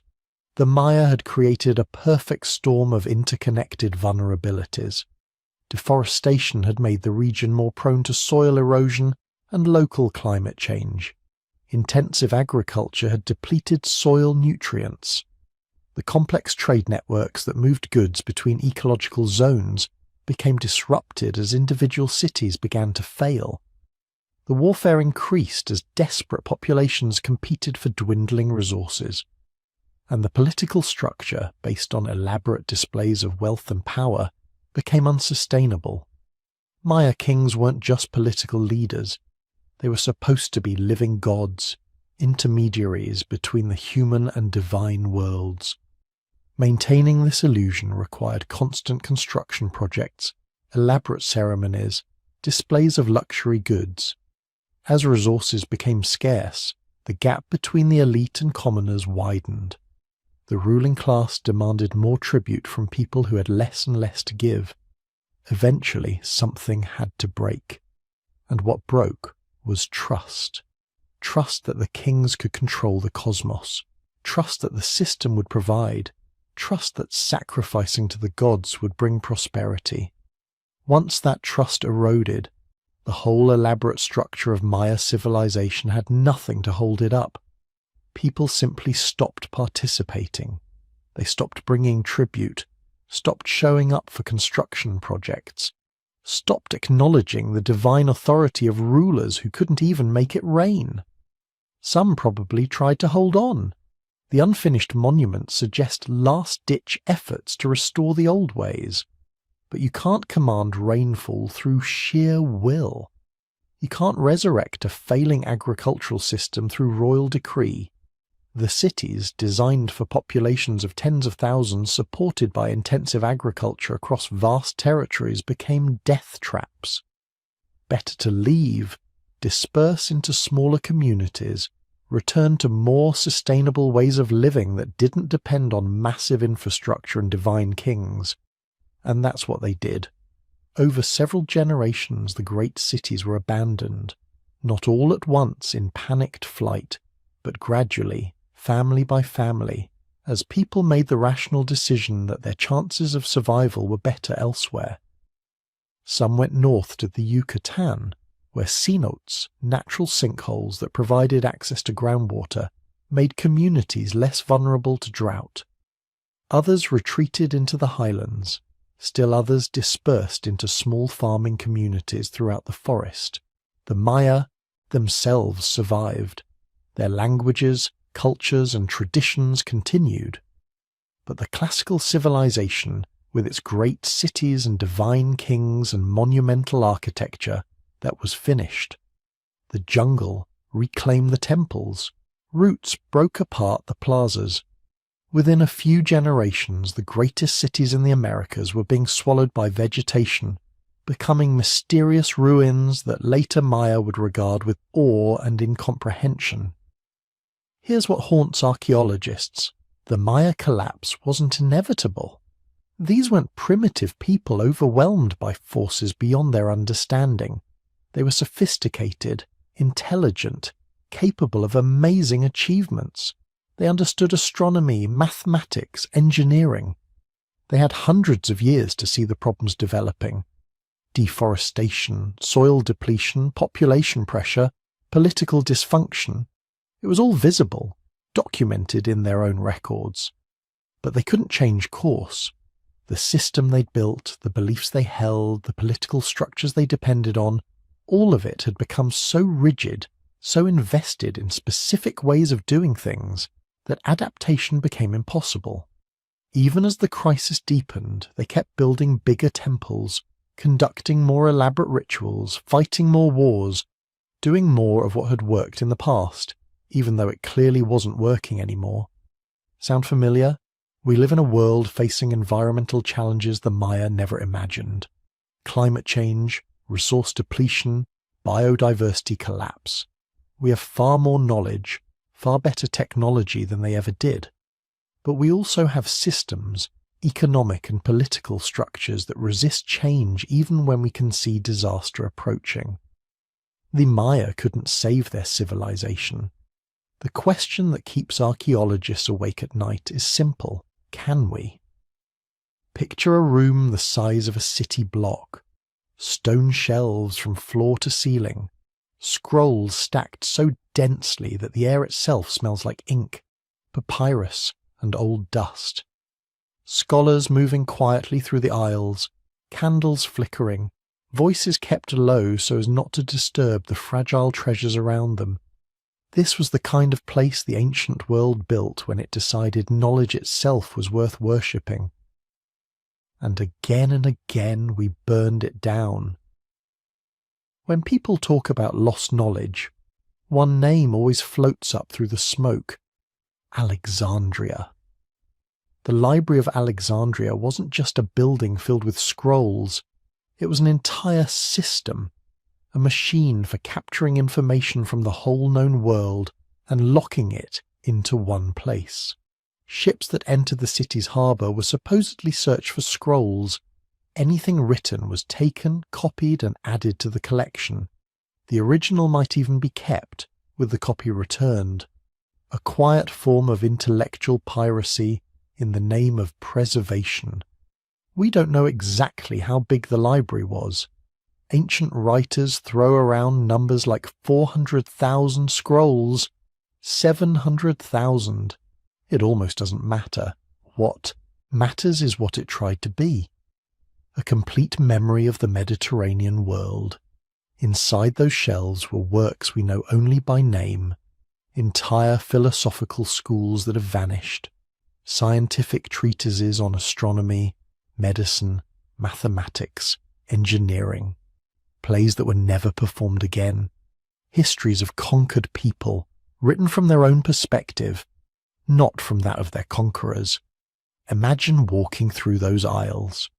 You pull out a scroll on early mechanical devices, automata that moved with water pressure and steam, another on lost star catalogues that mapped constellations we no longer name, another that carefully recorded oral traditions from cultures that left almost no physical trace behind. Now imagine that same room a few centuries later, the shelves half empty, some scrolls already brittle and crumbling because no one has copied them in generations, parts of the campus repurposed, a wing used as storage, a quiet, almost imperceptible decline as funding, interest and stability dry up. The fall of Alexandria wasn't one dramatic bonfire with a villain swinging a torch. It was a process. Multiple wars, shifting empires, religious conflicts, neglect, each event taking a little more. A storeroom burned here, a collection looted there, a generation of scholars scattered or killed, leaving no apprentices to continue their work. By the time the library truly died, most of what it held had already slipped into oblivion, and that's the part that's hardest to grasp. We can list some of the authors we lost, men like Hypatia, whose work survives mostly in fragments and hostile accounts written by those who hated her, or the many playwrights of classical Greece whose plays were never copied because a monk in a later century simply preferred different texts. But for every name we can still pronounce, there were thousands we never knew existed. Entire schools of mathematics might have vanished there. Alternative medical traditions, early experiments in steam power, philosophies that suggested different ways of organizing society, family, law. When Alexandria finally went dark, it was as if someone had taken a blade to the nervous system of ancient knowledge and cut through multiple nerves at once. And Alexandria wasn't unique. It's just the most famous scar. Across the ocean, and centuries later, another kind of library burned. This time, the shelves weren't stone, they were folded bark. Painted glyphs on long accordion-like pages, Maya codices. Maya scribes recorded their world with meticulous care. Not on fragile papyrus, but on specially treated fig tree bark, coated with a thin layer of lime to make a writing surface. On these pages they wrote about astronomy, cycles of time, planting seasons, myths, dynastic histories, rituals, mathematics. When the Spanish arrived in the 16th century, they did not see libraries, they saw demons. Mayan glyphs were called devil's work. And so, in plazas and courtyards, across Mesoamerica, conquistadors and missionaries piled codices into heaps and set them on fire. One bishop, Diego de Landa, proudly recorded that he had burned a great number of books because they contained nothing but superstitions and lies of the devil. To him, it was an act of purification. To history, it was an amputation. Today, we have precisely 4 Maya codices that survived those fires. 4. Maybe a handful more fragments hiding in private collections or mislabeled in obscure archives. But as far as we know, almost the entire written memory of a civilization was turned to ash within a single human lifetime. Think about that. Imagine if all of ancient Greek literature were reduced to 4 surviving books. No Homer, no Plato, no Euclid, just 4 random survivors. What did we lose in those Mayan books? We know they tracked Venus and other planets with astonishing accuracy. We know they developed complex calendars and number systems. Some scholars suspect that lost codices might have contained detailed histories of droughts, famines, wars, clues that could help us understand their so-called collapse in ways we can barely grasp now. They might also have preserved local myths that never made it into oral traditions recorded later under colonial pressure, whole pantheons, hero stories, philosophies about life, death, and time spiralling in cycles instead of lines, gone in smoke. On the other side of the old world, another library rose, flourished, and then fell into silence, the House of Wisdom in Baghdad. In the early centuries of the Islamic Golden Age, Baghdad became a kind of Alexandria reborn. Scholars from across the Abbasid Caliphate gathered there. They translated Greek, Persian, Indian, and earlier Arabic works into a single shared language. They didn't just preserve those texts, they critiqued them, expanded them, corrected them. Astronomy, algebra, optics, medicine, philosophy, mechanics. The House of Wisdom and the scholars around it didn't see knowledge as something to fence off, but as something to weave together. They took Indian numerals and positional notation and refined them into what we now call Arabic numerals. They combined Greek geometry with Babylonian observational astronomy and produced more accurate planetary models. They analysed and translated texts that would later return to Europe and ignite the Renaissance. And then, in 1258, the Mongols arrived. Accounts from the time describe the Tigris River running black with ink and red with blood. The story that manuscripts were thrown into the river until they formed makeshift bridges might be apocryphal, but it captures a deeper truth. An entire intellectual ecosystem was shattered. We don't know exactly which texts vanished in that siege. Some had been copied elsewhere, others survived in private collections. But many works by early Islamic scientists, philosophers and historians were never seen again. The commentaries that would have helped later readers navigate ancient Greek texts, the experimental data that underpinned theoretical claims, the marginal notes where scholars argued with one another across generations, all gone in a matter of days. Baghdad did not fall into complete darkness, and neither did the wider Islamic world. But the beating heart of that cosmopolitan, multilingual, cross-cultural research machine stopped, and with it, The chain of transmission for countless ideas snapped. The truth is, every civilization has its own lost library stories. In China, dynastic cycles of conquest and rebellion saw archives burned, rewritten, purged. In Europe, monasteries that had patiently copied texts for centuries were torched in war, dissolved for political reasons, or simply neglected until their manuscripts rotted in damp rooms. In West Africa, cities like Timbuktu accumulated vast collections of manuscripts on astronomy, law, poetry, medicine, many of which still sit, fragile and half-decayed, in private chests, their edges eaten by insects, their ink fading. And then there are the quieter losses. The scroll that fell from a shelf and was never picked up. The codex that mould consumed while its owner fled a war. The book no scribe thought worth copying, because current fashions had shifted and its ideas sounded old-fashioned, or heretical, or just boring. We like to imagine knowledge as something that accumulates steadily, a rising staircase from ignorance to understanding, but history shows us something different.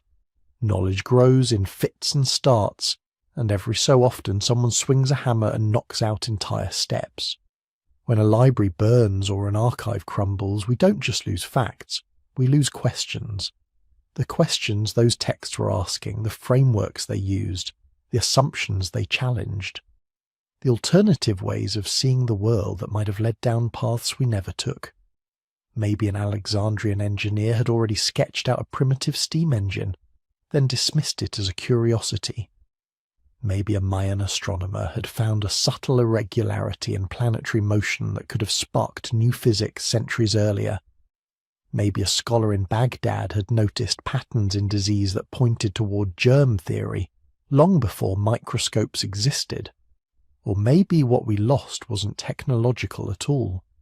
Maybe it was different models of society, systems of law that balance power in ways we haven't tried, philosophies that viewed the natural world not as something to conquer, but as a web of reciprocity, educational methods that taught memory, logic, and creativity with techniques we can only guess at.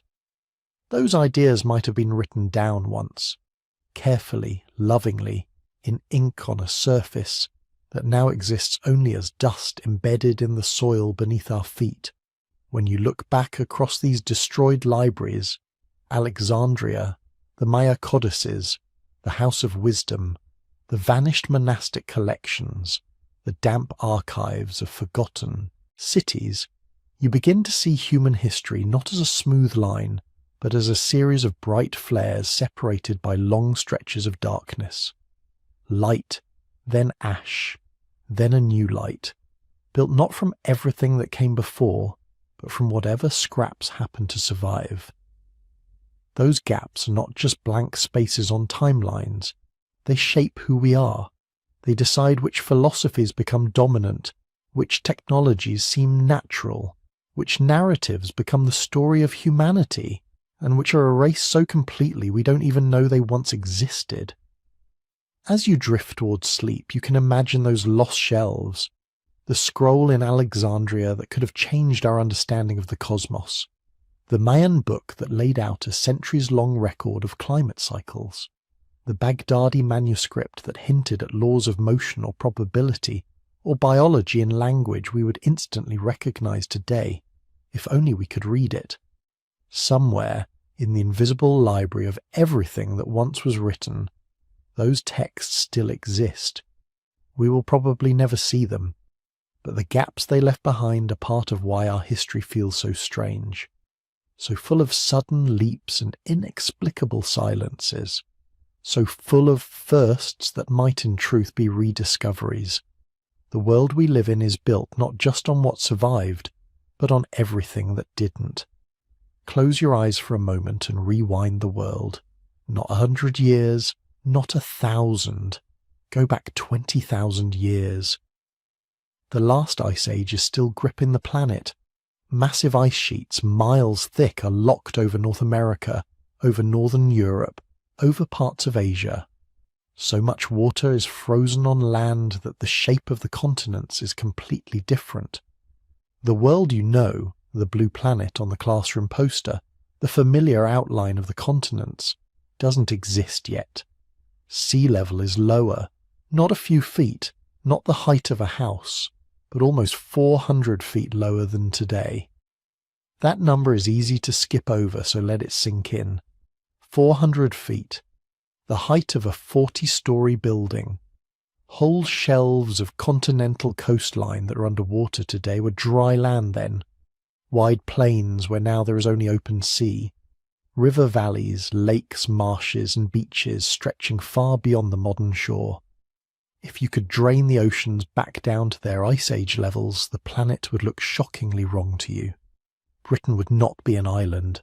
It would be the highlands of a much larger peninsula, attached to Europe by a broad green plain. Japan would be welded to the Asian mainland by wide stretches of land. Southeast Asia would look less like a scattered spray of islands and more like a single sprawling subcontinent. The Persian Gulf, mostly a low, fertile basin with rivers winding through it, not a body of water at all, and almost all of the coastal cities and ports you know today, New York, London, Shanghai, Mumbai, would sit far inland, their current locations just empty beaches at the edge of a narrower sea. For tens of thousands of years humans lived in that other world, hunted along those drowned riverbanks, gathered shellfish on those vanished coasts, built camps, followed game trails, watched the stars rise over horizons that today are hidden far beneath the waves. Then, very slowly at first, the world began to melt. The ice sheets retreated, glaciers shrank. Year after year, century after century, the oceans rose. Not in a single apocalyptic surge, but in long pulses. Meltwater poured off the ice sheets in catastrophic bursts. Coastlines crept inland, then sometimes leapt.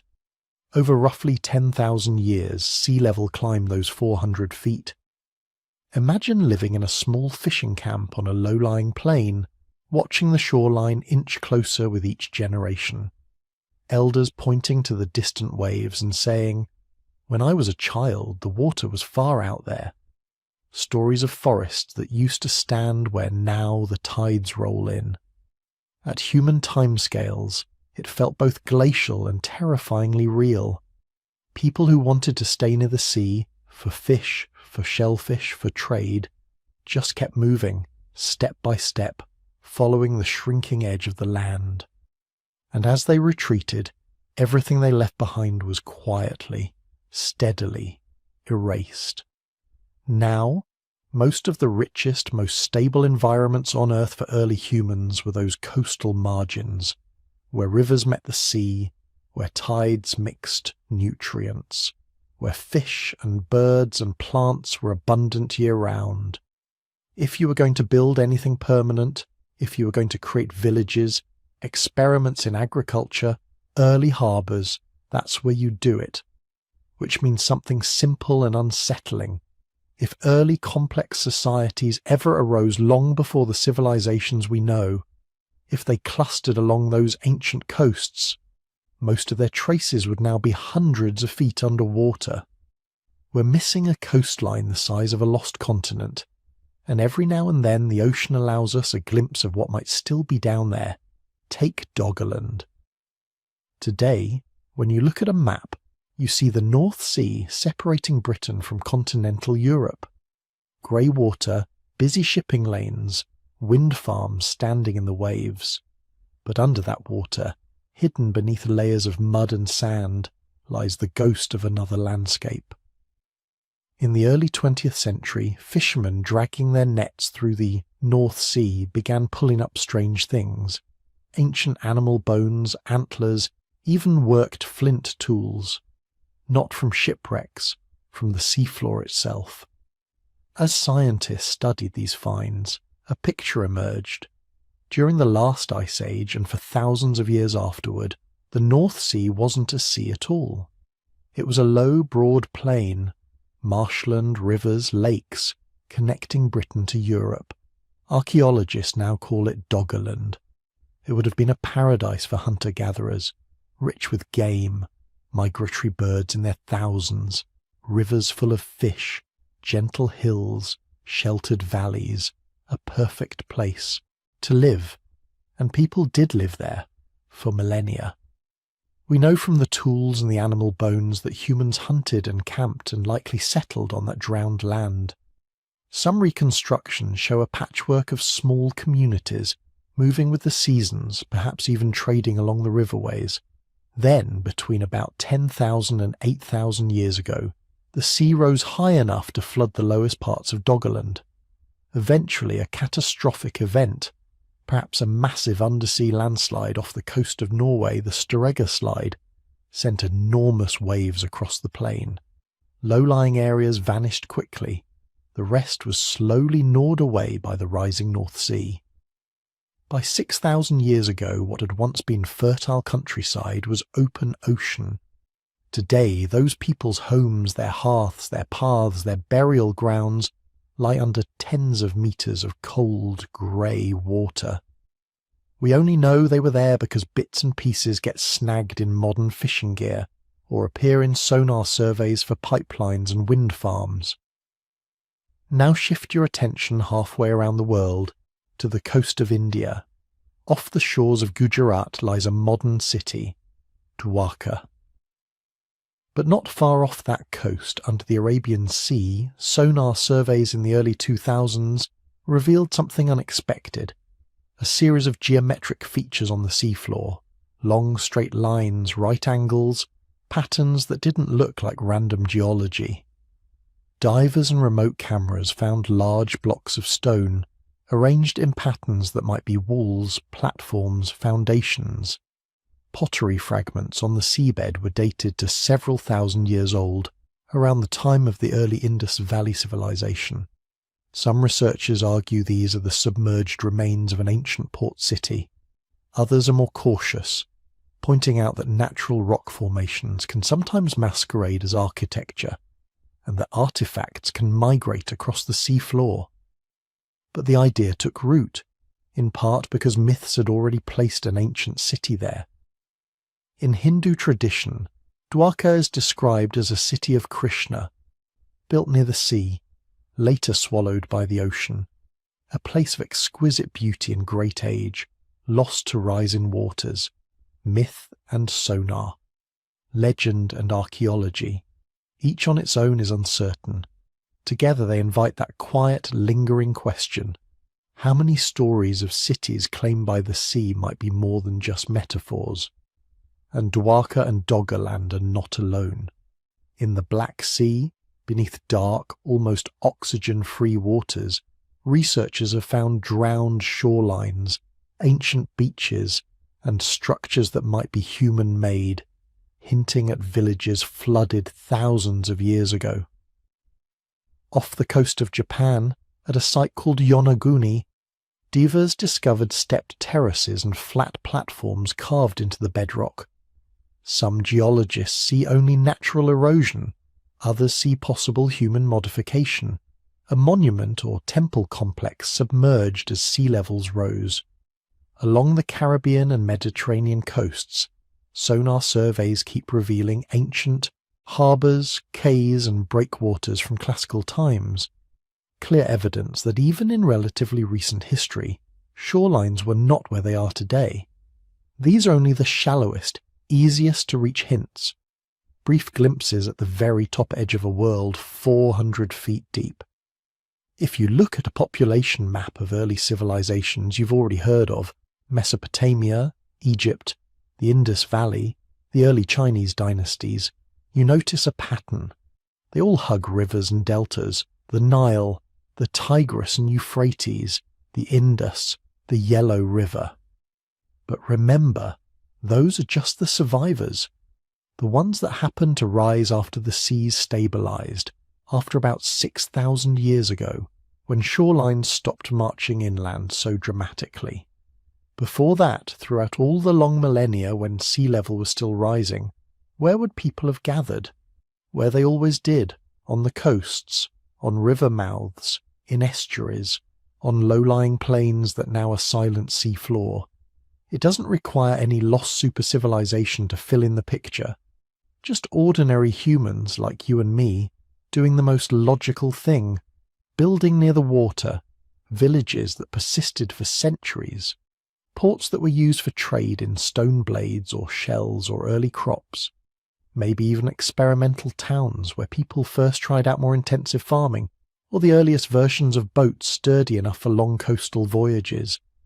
When we look back from our era, we see a strange pattern, a sudden appearance of complex societies about 6,000 years ago, almost out of nowhere.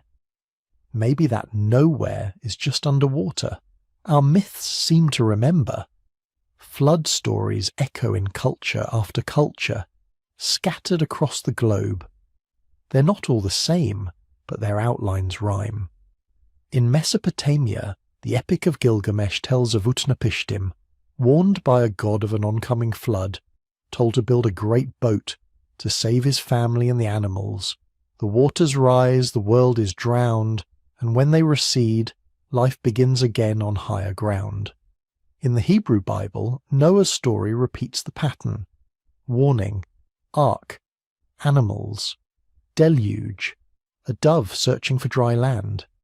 In India, there's the story of Manu, warned by a fish about a coming flood. He builds a boat, ties it to the horn of the fish, and is guided through the waters until they subside. In Greece, Deucalion and Pyrrha survive a great flood sent by Zeus, drifting in a chest until they land on a mountain peak. On the other side of the world, many indigenous traditions in the Americas tell of great waters that rose and covered the land, of people fleeing to mountain tops or floating on logs and rafts. In Australia, some Aboriginal groups preserve songlines, oral maps, that describe shorelines and islands that today are underwater, yet match what geologists reconstruct for the coast thousands of years ago when sea level was lower. You can explain any one of these myths as symbolism, as local river floods, exaggerated over time as universal human themes of destruction and renewal. But taken together, across so many cultures, over so many thousands of years, in a world where the oceans really did rise 400 feet, they start to sound less like pure invention and more like inherited memories. Memories of people who watched the sea coming in, who saw familiar paths vanish, who lost hunting grounds, orchards, sacred sites, entire landscapes to the creeping tide, who told their children and their children's children, once you could walk out where now the waves are. Now, imagine how much detail those stories have lost. Names of actual villages, specific harbours, places that existed for centuries, perhaps millennia, and then were turned into nothing but water and silt.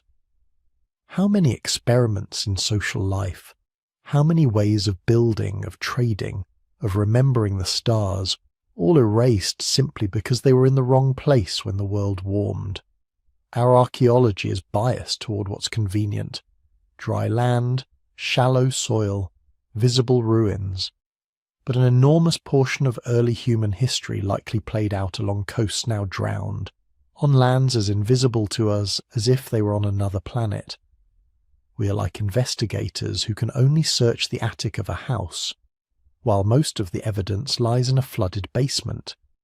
That basement, though, is finally beginning to give up its secrets. Modern technology is our snorkel, our flashlight, our first tentative steps down the stairs. Multi-beam sonar can sweep over the seafloor and create detailed 3D maps, revealing ancient river channels, sandbanks, even the ghostly lines of possible roads or walls. Sub-bottom profilers send sound waves down through the mud, recording the echoes that bounce back from buried layers. Hidden shorelines, old lake beds, and sediment changes tell the story of the landscapes that no longer exist on the surface. Underwater LiDAR mounted on slow-moving survey vessels or on autonomous underwater vehicles can capture incredibly precise images of shallow coastal sites, turning murky water into clear digital models. Remote-operated vehicles with cameras and robotic arms can reach depths that human divers cannot, picking up artifacts and filming stone structures resting in perpetual twilight. As offshore wind farms and undersea cables expand, more and more of the continental shelf is being surveyed with these tools, not for archaeology, but for engineering. And each survey is a potential accidental discovery, another Doggerland, another drowned valley, another forgotten settlement. We are at the very beginning of this exploration.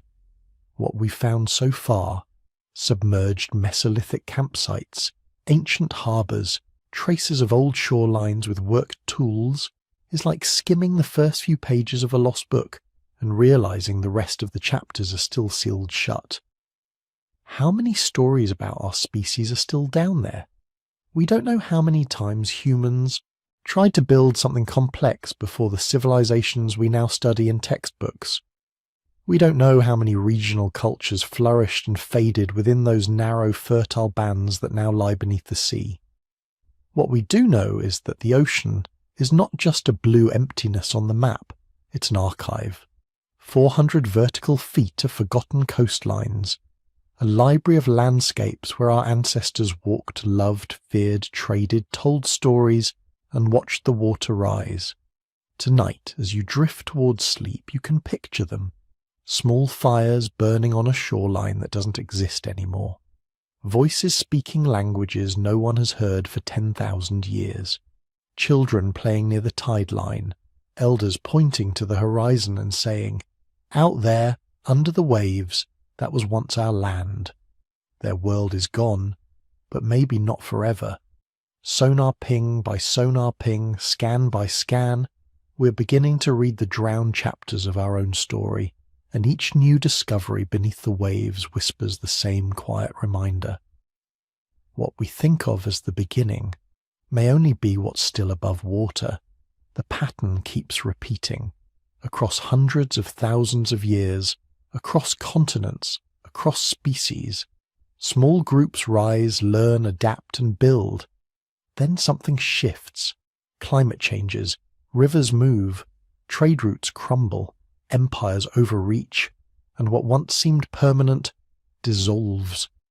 From the bottlenecked survivors clinging to life 900,000 years ago, to the farmers of the Indus Valley quietly walking away from their cities, to the Maya kings watching their pyramids outlast their power, human history is a long series of appearances and disappearances. What survives is never the whole story. It's whatever happened to be durable enough, lucky enough, or buried deep enough to escape decay. Everything else is gone. Think of what actually makes it into the archaeological record. Stone, bone, fired clay, metal if it doesn't rust away first, hard things, heavy things, the things that don't rot when exposed to air and water and soil. But most of what humans have ever made, used, or loved was soft. Wooden houses, textile clothing, leather shoes, reed baskets, paper scrolls, painted banners, carved wooden statues, musical instruments made of gut and skin and hollowed branches. Every story told by a fire and never written down. Every song that lived only in a grandmother's voice. Every map drawn on bark or hide. Every treaty scratched in ink on fragile parchment. They all had a half-life measured in years or decades, not millennia. By the time the first archaeologist even thinks to dig, they've turned back into soil. Even stone betrays us. In humid forests, vines pry it apart. In deserts, temperature swings crack it into dust. In earthquake zones, whole cities can be ground into unrecognizable rubble. And even when the stones remain, the meaning can vanish. A ring of upright rocks becomes a ritual site because we don't know what else to call it. A mound covered in grass becomes just a hill until someone cuts into it and finds a buried temple, or a palace, or a tomb. Now imagine how much has disappeared without a trace. Most coastlines from the last ice age are gone, drowned under rising seas. If there were fishing villages or trading ports, or even early cities along those ancient shores, they're now dozens of meters underwater, scattered, eroded, or buried deep in seafloor sediment. We see hints. A submerged wall here, a drowned road there. But we don't see the full picture. We see puzzle pieces with most of the pieces missing. And yet, in the middle of all that loss, new tools are giving us glimpses we never had before. Archaeology is no longer just a person with a trowel and a brush, kneeling in the dust. It's satellites scanning the desert for faint outlines of buried walls. It's LiDAR lasers fired from planes, slicing through jungle canopies to reveal entire lost cities hidden under the trees for 1,000 years. It's ground-penetrating radar that can map structures without moving a single stone. It's ancient DNA pulled from worn teeth and crumbly bones, patched together in sterile labs to reveal who lived where, who they were related to, who they loved, who they fought. We can read climate histories from ice cores and lake sediments, match them to the timelines of collapses and migrations, and suddenly the rise and fall of cities looks less like mystery and more like a conversation between humans and their environment. We can scan charred scrolls from burned libraries and virtually unroll them, rescuing words that fire tried to erase. We can reconstruct entire genomes of vanished peoples from a single bone fragment or a few grains of calculus stuck to ancient teeth. Every year the invisible becomes just a little more visible. Barrens hills become former citadels. Empty plains turn into maps of forgotten roads and fields and walls. What looked like absence reveals itself as presence waiting to be seen. And yet, even with all this technology, there are limits we may never cross. We will never hear the exact sound of a Neanderthal lullaby. We will never know the personal names of the thousands of artisans who built Indus Valley drains, or painted Mayan murals deep inside buried palaces. We will never read the majority of ancient books that were burned, or soaked, or eaten by insects. For every fragment we save, there are 1 million that vanished before we were born. This isn't just a scientific problem, it's a philosophical one. If most of our past has disappeared, what does that say about who we are? Are we defined by the thin layer of evidence that happened to survive, the stones, bones, and fired clay? Or by the ocean of forgotten lives beneath that surface? Think about those long dark ages when writing faded or disappeared. The Greek world after the fall of the Mycenaean palaces, the centuries after the Bronze Age collapse, the stretches of time in Africa, the Americas, Oceania, and beyond, where complex societies rose and fell without leaving written records we can read. On paper, these look like empty spaces, dark ages, prehistory, gaps. But to the people living in them, they weren't gaps at all. They were full of marriages and funerals, full of migrations and experiments and quiet revolutions, full of new myths to explain the sky, the seasons, the strange ruins already old in their own time. In those eras when written words failed, spoken words did the heavy lifting. Oral traditions became the libraries, elders became the archives, stories became the storage devices that carried knowledge across centuries. A tale about a trickster god stealing fire might preserve memories of the first controlled use of flame. A flood myth repeated around a cooking fire might contain distorted echoes of a real river that changed course or a coastline that vanished under rising seas. A long winding genealogy spoken at a ceremony might be the only surviving record of ancient alliances, migrations, and forgotten clans. The details shift, the characters morph, the timelines blur, but underneath, important information survives. Where the good water is, which plants heal and which plants kill. What happened the last time the rains failed, or the ice advanced, or the strangers came from over the mountains?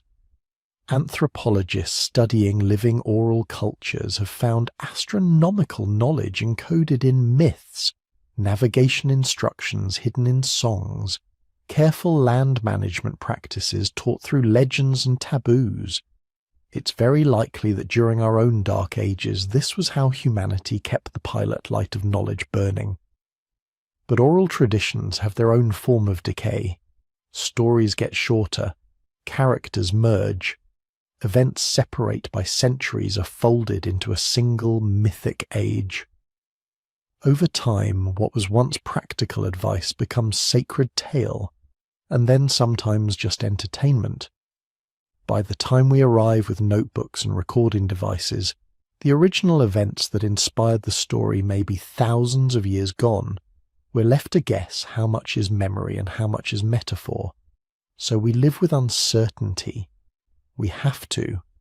We can reconstruct ancient climates, but not the exact thoughts that passed through one woman's mind as she watched a city burn. We can map the spread of genetic lineages, but not the jokes people told as they walk their migration routes. We can find broken statues in the jungle, but not the particular anxiety a young mason felt as he carved the eyes of a king, hoping not to anger the gods or his supervisor. Some parts of the past will always remain private to the people who lived them, moments known only to those who were there, now resting with them in unmarked graves or scattered as trace elements in the soil. And that brings us quietly to the present, to us, to you. We live in a time that feels, on the surface, impossible to forget. Billions of photos, trillions of messages, entire lives documented second by second. It feels permanent. But is it? Most of what defined our era is as fragile as papyrus was to the Egyptians. We've just traded reeds and ink for wires and code. Hard drives corrode, servers fail, formats become unreadable, websites vanish overnight, vast archives of human conversation dissolve when a company shuts down or a password is forgotten. If someone 10,000 years from now went looking for us, what would they actually find? Concrete foundations, rusted metal, plastic fragments in the sediments, a strange layer in the rock filled with chicken bones and industrial chemicals.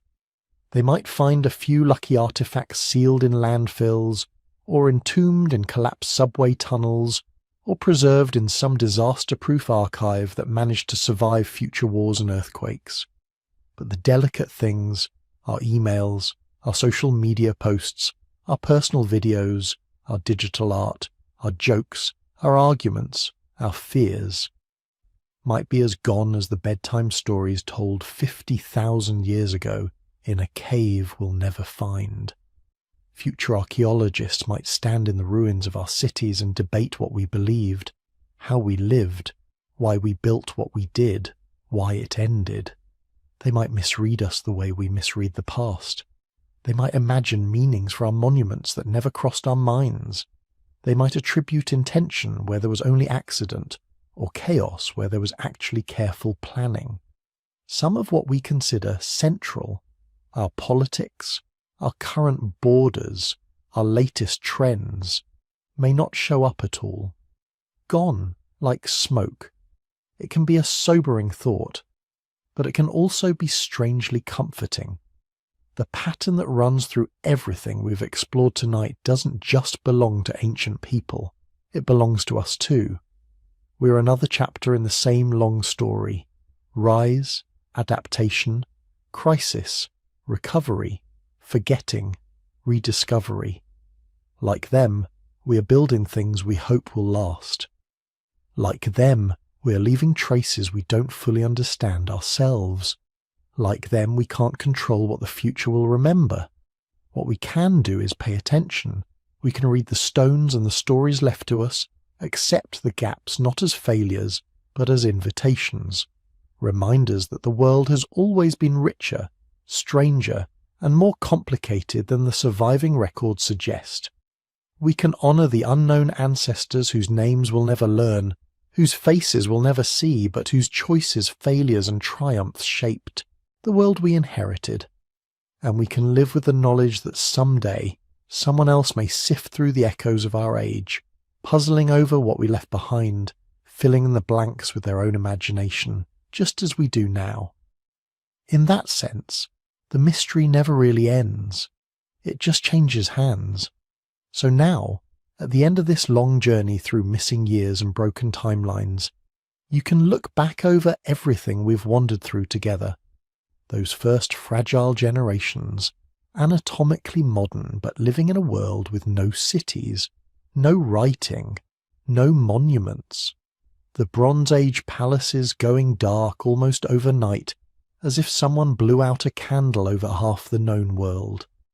The Greek Dark Ages, when the people who would one day invent philosophy and drama and democracy moved through centuries that left almost no trace. The Indus Valley, with its perfect grids and quiet, undeciphered script, folding itself away so gently that we still don't know whether it truly fell or simply walked off stage. The Younger Dryas, with its hints of firestorms and sudden cold, and the possibility that whole chapters of early civilization were erased before they ever had a chance to be remembered. The Maya cities swallowed by jungle, their plazas and pyramids slowly taken back by roots and vines, while the people themselves adapted and endured in new ways. The libraries burned, the scrolls shattered, the tablets broken and scattered by war, accident, neglect, and time. The coastlines drowned after the last ice age, miles of once dry land now lying silent beneath the waves, holding stories we can only guess at. Threaded through all of this is one simple, astonishing truth. We're still here. Again and again, history stutters, collapses, vanishes into gaps and silences, and yet somehow there are always survivors. People who carry the songs, the skills, the memories, people who rebuild with whatever they have left. When you close your eyes and think about these lost ages, you're not just looking back at strangers, you're looking back at your own extended family, at minds that puzzled over the sky, that worried about children, that mourned their dead, that laughed around fires in languages we'll never hear again. Their worlds ended. Over and over, their stories didn't. They live on in the tilted stones, in the mysterious symbols, in the faint traces of pollen and charcoal and DNA. And they live on in you, in the curiosity that brought you here tonight, listening in the dark, following these broken paths through time. The gaps in our history aren't just empty spaces, they're invitations, places where your imagination is allowed to wander, to ask, what if, and who were they, and what did they know that we've forgotten? Science will keep chipping away at the unknowns, new digs will uncover new evidence, new methods will tease signals out of bones and sediments and deep sea cores. Some mysteries will shrink, others will deepen. That's part of the beauty. You don't have to be an archaeologist or a historian to be part of that process. Just staying curious matters, asking questions matters, refusing to accept simple answers when the truth is complicated and half buried. That matters too. If this journey through the lost ages helped you relax, or gave you something gentle to think about as you drift off, you can let me know in the simplest ways. If you'd like, you can tap the like button, or leave a comment telling me which part of our hidden history stayed with you the most. You can even share where you're listening from, what city, what country, what quiet room the past is keeping you company in tonight. And if you'd like to come back for more stories like this, more slow walks through deep time and forgotten worlds, you can subscribe to the channel so you don't miss the next one. There's also an optional membership here on YouTube if you want to support the channel a little more directly. It's never expected but always appreciated. Just something you can choose if these videos have become a small, comforting part of your evenings. For now though, you don't need to do anything at all. You can just lie there, listening to your own breathing, feeling the weight of your body supported, knowing that you are part of a story that stretches back through ice ages and dark ages, collapses and rebirths, all the way to tiny groups of people who refused to give up when everything around them was falling apart. The mysteries are still out there. Cities beneath the jungle, harbours beneath the sea, words locked in scripts we can't yet read, memories waiting quietly in the dust. One day, someone, maybe not you, maybe not me, but someone, will uncover a little more. We'll brush away another layer and see something no human being has seen for thousands of years. And the story will grow just a bit clearer, even as new questions appear at the edges. As you drift towards sleep, you can let yourself rest in that thought, that you belong to a species that survives, that wonders, that tells stories across the darkness. You're part of an unbroken chain stretching through all the lost ages we've visited tonight and all the ones we haven't yet imagined. Let the questions soften for now. Let the ancient cities fade back into the mist. There will be time to explore again tomorrow. For tonight, you can simply float on the quiet, held by the deep, mysterious past that made you possible.